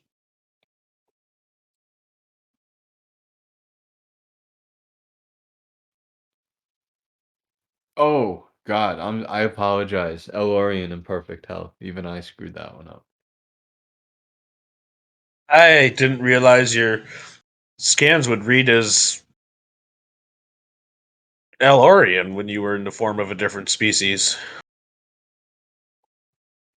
Uh, yeah, yes, Doctor. If I was a rock, you'd scan a rock. If I was a console, you'd scan a console. Uh, it gave, well, it gave your people quite the issues. Huh. Phaser beam, I believe power level 4. That creates quite a reaction, though. Yeah, I would definitely not recommend turning into a phaser in my sick bay, please. Ooh, I wouldn't want to. He says, um, I, quite frankly, if I was going to turn into anything in your sick bay, it would be this bed here. It's shaped quite lovely.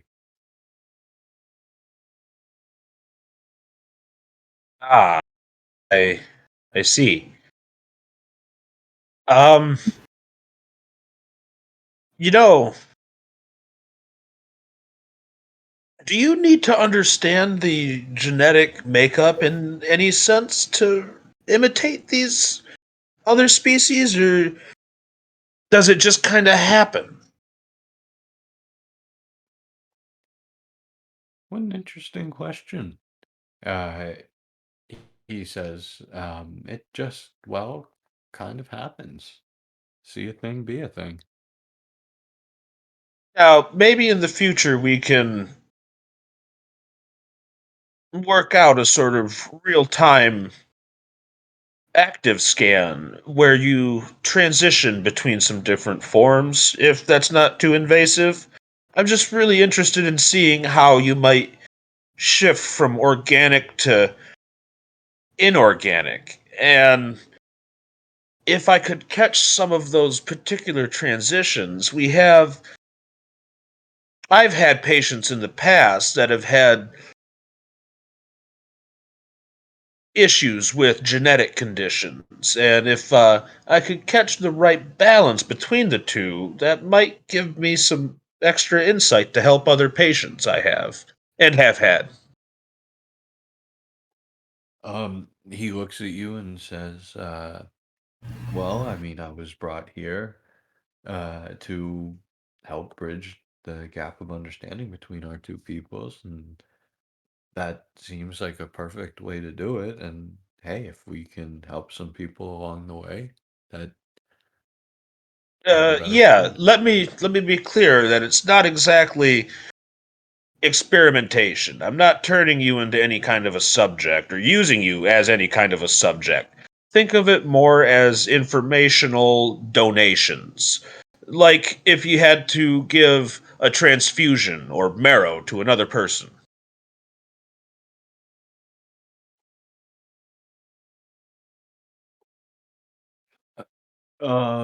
Putting on a mock horrified expression, uh, he clutches his hand to his chest as he says, "Doctor, are you saying you want to steal some of my goo?" No, absolutely not. I want nothing to do with your goo. Then I must be confused. However, if you Here's something may, I found on the web. According to Smation.com, however, Sam has posted a positive message on Twitter and sounds in pretty good spirits. um, as as he says, as long as you don't want to, well, physically uh hurt anything of me, I feel perfectly fine letting you run whatever tests you desire. Not tests, very detailed scans. I'm just trying to be very clear about my intentions medically.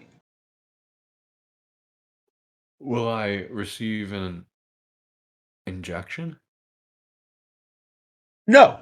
No, I'll probably just set up a platform here in a few days that you can stand on, and then I'll have you shift between a table, a chair, your El form, perhaps human, if you wouldn't mind, uh, a Betazoid, and maybe a Vulcan, How about a Bajoran, nightingale? Rigelian.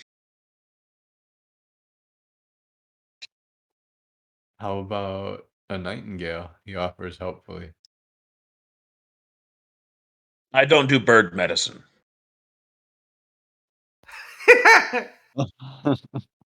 As Dagan's face falls, he says, "Absolutely, doctor. I'd be pleased to do, well, whatever you require." Excellent. Now, this will probably be pretty quick, but do you or have you ever experienced feelings of nausea, vertigo, aches, pains, dull stabbing in joints, or, well, you don't have joints? Where a joint would normally be? Dagan just looks confused. Um, no. Difficulties maintaining a form or maintaining liquid cohesion? No more than the usual amount that of energy loss and necessity. Have you noticed any apparent changes in your viscosity or thickness when in liquid form? None that aren't desired. Then, as Far as I can tell, you do have a clean bill of health. Uh, Smiling, he says, "Excellent. I have to say, doctor, this was not an awful experience, and don't understand why people avoid this."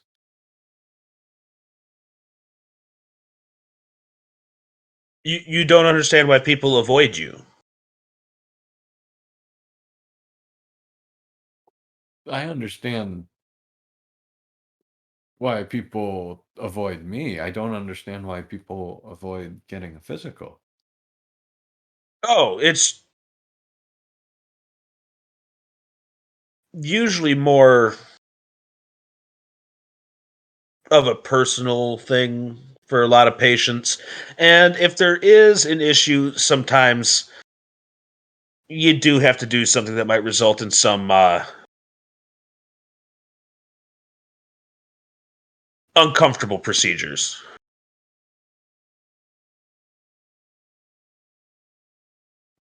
Uh, Nodding, he says, "Huh. Well, I, I don't know if you'll understand this or not, doctor, but um, I wish I knew what that was like."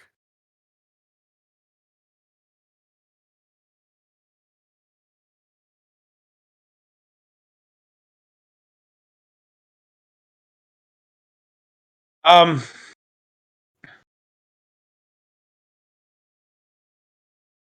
okay, sure, why not? Take off your shirt.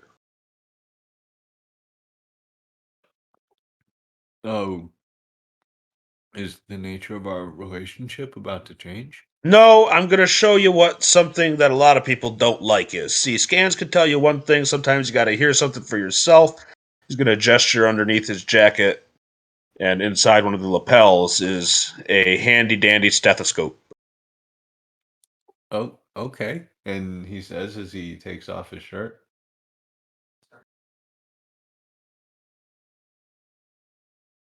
Which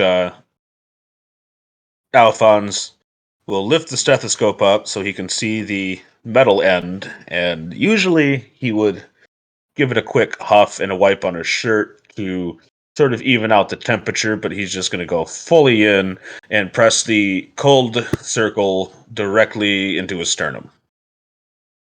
"Wow, how frigid."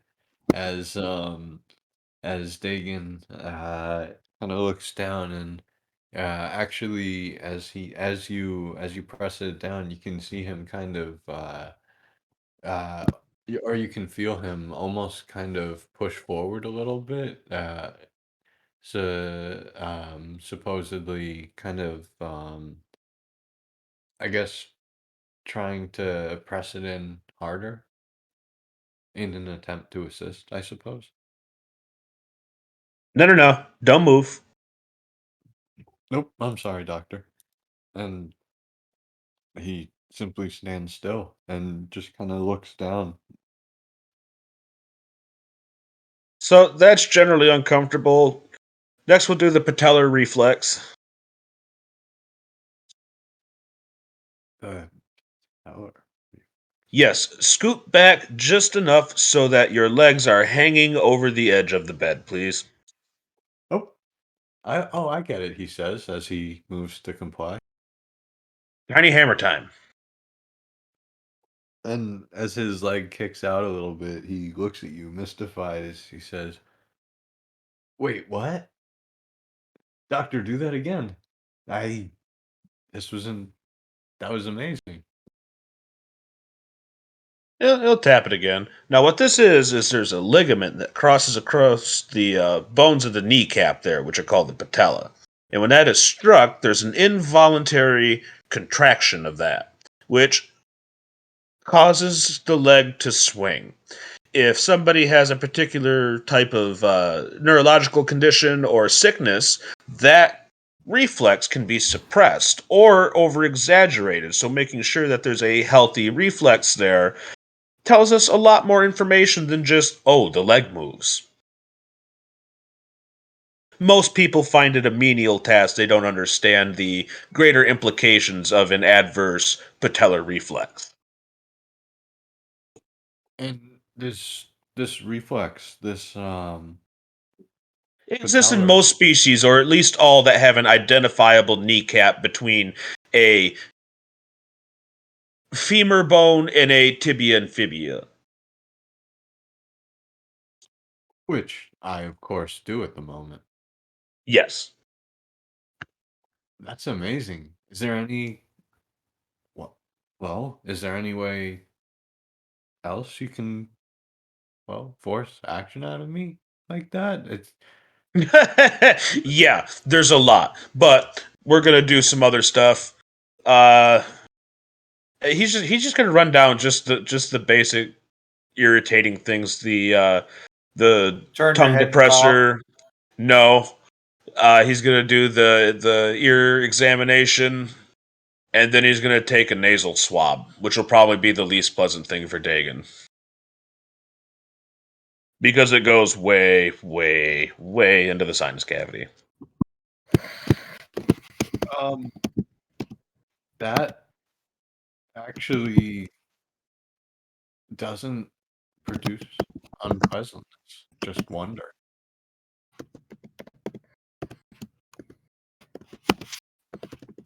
A new experience. That's your average basic physical examination. Or a checkup visit. He as he nods, he says, "Do we reschedule one?" Sure, how about we schedule a 6-month follow-up unless you experience any issues. If you experience an issue, contact me immediately and I can work you in much quicker, or immediately if it seems to be a severe situation.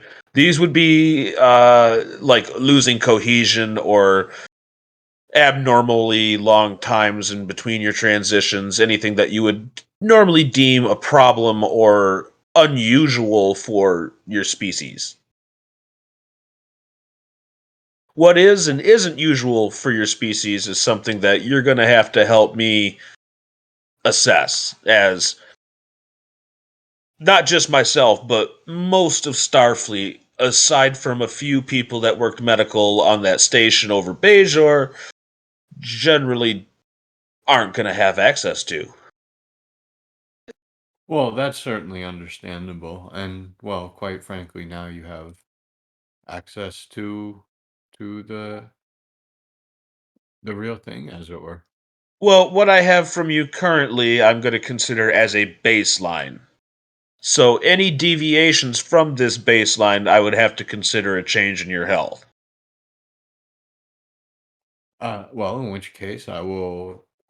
And he kind of closes his eyes for a moment, and he says, "I've made sure to commit this form to memory so that we can continue an accurate baseline." Okay. Considering that this is a changed form, I would prefer to use a baseline result from your liquid form, which I have already added into your file. I suppose that works too. And he just kind of shrugs and says, "Hey, that's why you're the doctor."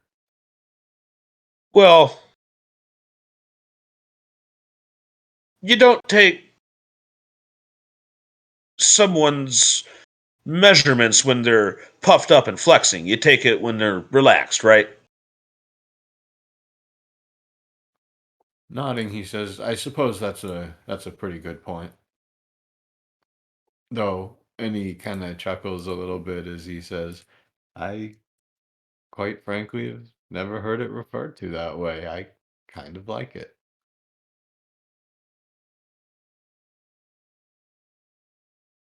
Any questions or concerns? Uh, no, doctor. If that is the typical ending, then I suppose I'm gonna go puff and flex my way around the ship.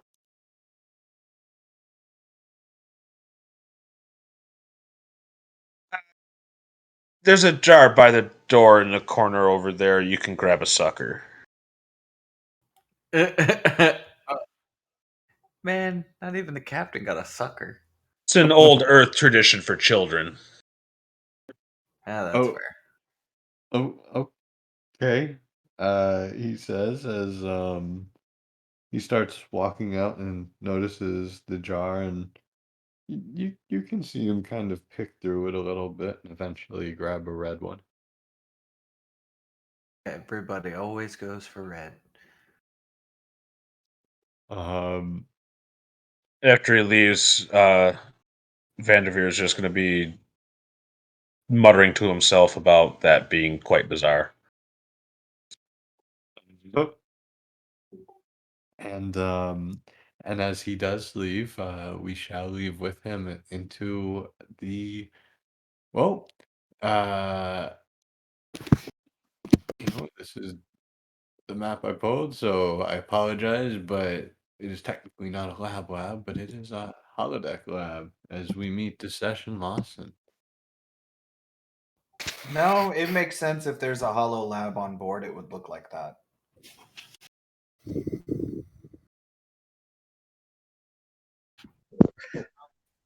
In which case, Fair enough. Yeah.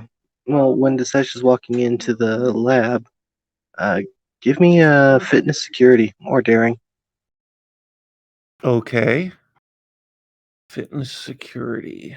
It's just difficulty 1.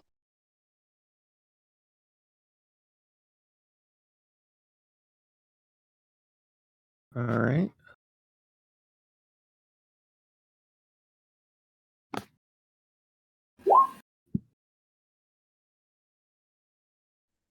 Yeah, not 5 seconds into the lab, a pad is just slapped in his chest, and but he can barely catch it. Okay. Fair. Like he kind of stumbles and uh Jill, what did I do something wrong? She's got a smirk on her face. No, just working on your reflexes. But take a look at that, and on it is a detailed task list of something that an engineer would normally have. And she'll go on to explain, like, that's a task list for inspecting the number 5 in the cell. Every detail that needs to be reviewed for every warp coil on a normal medium inspection. Okay. The holographic cores have 3 different processors that will monitoring anybody that was assigned this task as far as the holographic crew. And if one step was taken out, those 3 will communicate with each other to find if there's an anomaly. It's part of the security measures in place to make sure that nothing is out of place. So we have heightened surveillance on our holographic crew. Consider it as monitoring, because a holographic crew member is still a program within the system. There's really no way that a computer can't not be monitoring a crew member's function, but we can be paying attention to their behavior, such as the task you're holding. If a crew member decides to skip a step, that's a decision made within the network, and the algorithms will catch that and analyze the program to make sure that there is not a fault in the programming somewhere. And if there's enough faults, then a report is alerted to the engineer's desk. She shrugs. Mine. Dinesh kind of like smiles for a moment and is like, is that what we're defining as sapience? Is the ability to not do your work well? No. We were monitoring. We were discussing the how we monitor And how do we make sure that the holograms are functioning normally? This is how it's done, and every core has the same security mechanism in place. It's not a measure of sapience, but it's a measure of how well they think through their responsibilities. I know, of course, Jillian. I guess I'm just, well, I've worked a lot with issues regarding photonic life, and it's hard to kind of square the expectations that we have of ourselves when it comes to trying to acknowledge new life. I know that most of the crew on here will never experience uh, true sapience, but I think it's still something that we need to consider if we're the levels of scrutiny that we're putting on this, and what exactly it is that we're looking for, in addition to simply the base needs of security. Then again, I suppose we let changelings walk the halls, so what uh, what does it matter? Oh, so you have been digging. Interesting I fella. just did. I mean, I saw it in the crew manifest, but I don't think that it felt real until I talked to him. I mean, does he go by him? He wasn't really clear. She nods. It seems to be appropriate. At least he doesn't find it offensive. But Dagon's an example of being careful, but being open. It's similar, but also very different here. And she'll gesture around the lab. The computer does a lot of self-monitoring because of the potential dangers of Here's something I found on somebody. the web. According to Computer, Let's stop. Explore, self-monitoring refers to observing and recording some aspect of your behavior, such as calorie Computer, intake, servings of stop. fruits and vegetables, amount of physical activity, etc., or Computer, an outcome of stop. these behaviors.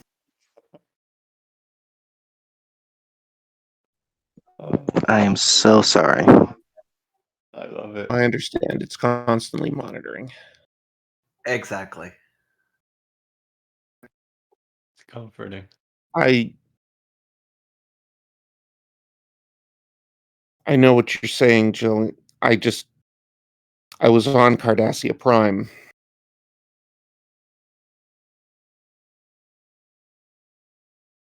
I was there in the aftermath. It wasn't a comfortable meeting. She nods. I can understand that.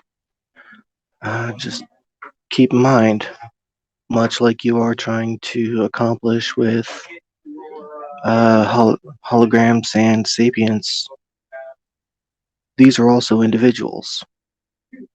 Dagon was not a part of the same culture that we were facing on the front lines. If he was, my outlook on him would be very different. I was under the impression that individuality amongst the changelings was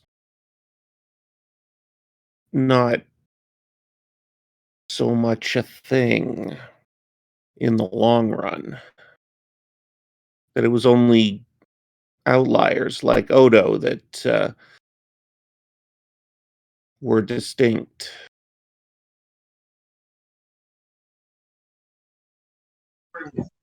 She nods. It may be worth learning a little bit more about him at your own pace. Think so, yes. But the I don't similarity know what that is pace is still going to there. be.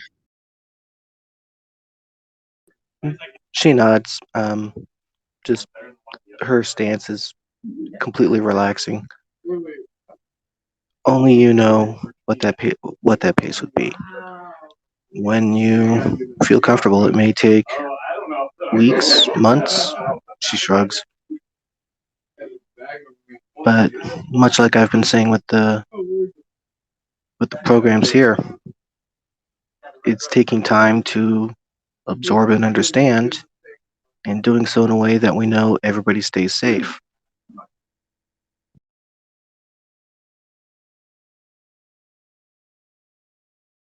Doesn't feel safe.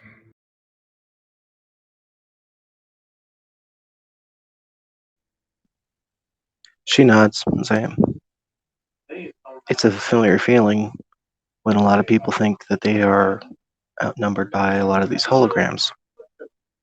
I've seen awareness before of everybody's heard the stories of programs going haywire, so much of these protocols have been put in place.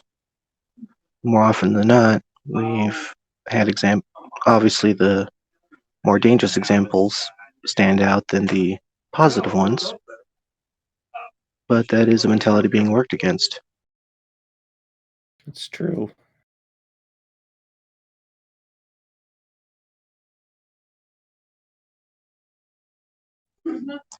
Thank you, And Jillian.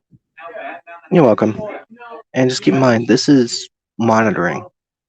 Nothing gets changed unless something significantly different happens, such as if a program decides to shut off life support, then the system will step in. There's a few safety measures in place.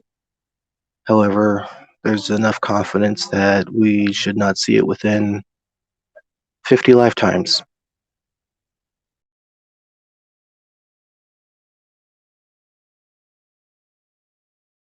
Sounds good.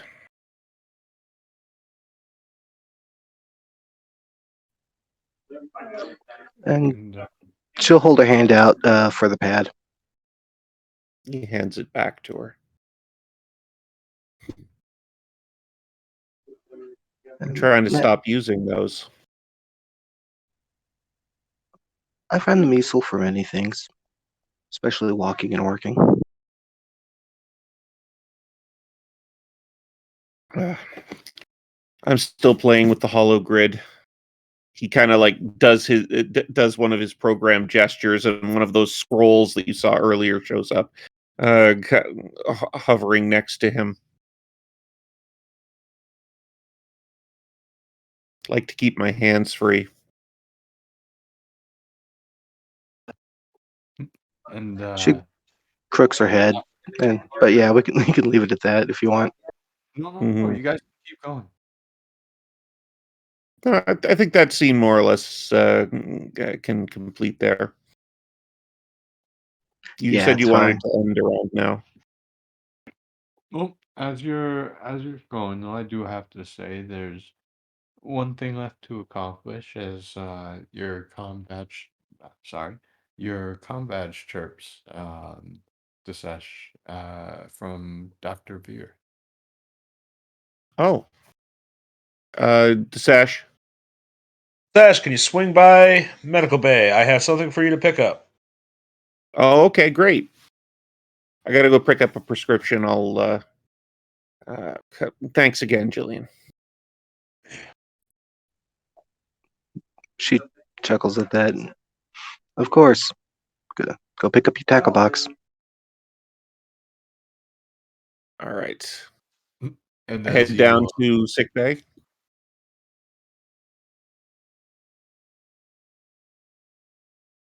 What have you got for me, Doc? Now, here I've got a particular selective serotonin reuptake inhibitor derivative. This is something we used to give to Vulcan and Betazoid patients who used to go in for surgery. And what it does is it suppresses some of that psychic neural activity. We used to do this so we wouldn't experience any weird telepathic side effects during and after the surgery and post-op recovery. Its effects are pretty mild, but should achieve the desired result. I would suggest that you use the hypo spray in the morning after you wake up, and then follow it up with a glass of water. I have heard some complaints that it causes a little bit of dry mouth. Okay. How quickly does it work? It should take effect in 45 to 85 seconds, give or take. It's a very, very quick dissipating drug too. So, once it hits your vascular tissue out of the hypo spray, its effect should be immediately noticeable.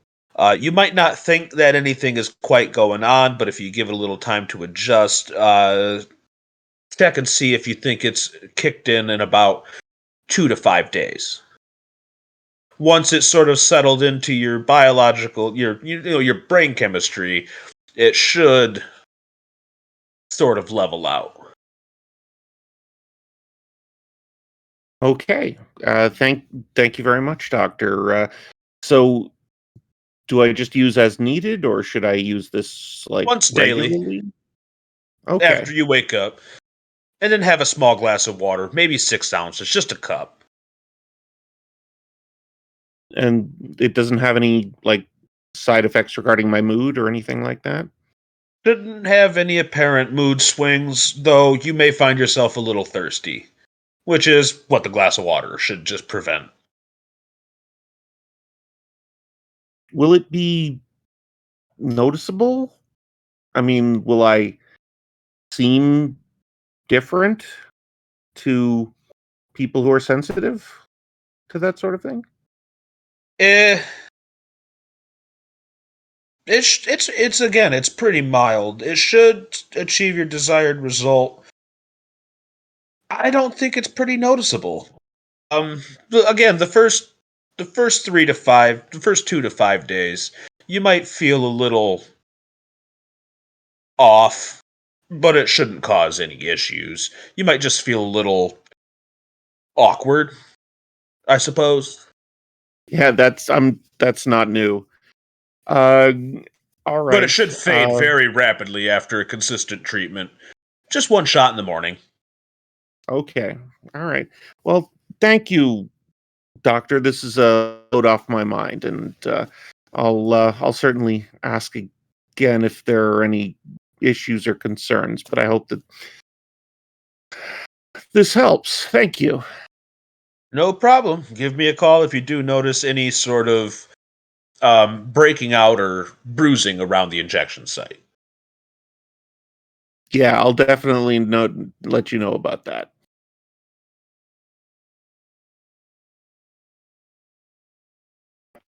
I Disesh heads out. Um, and with that, I think we are going to call it for tonight.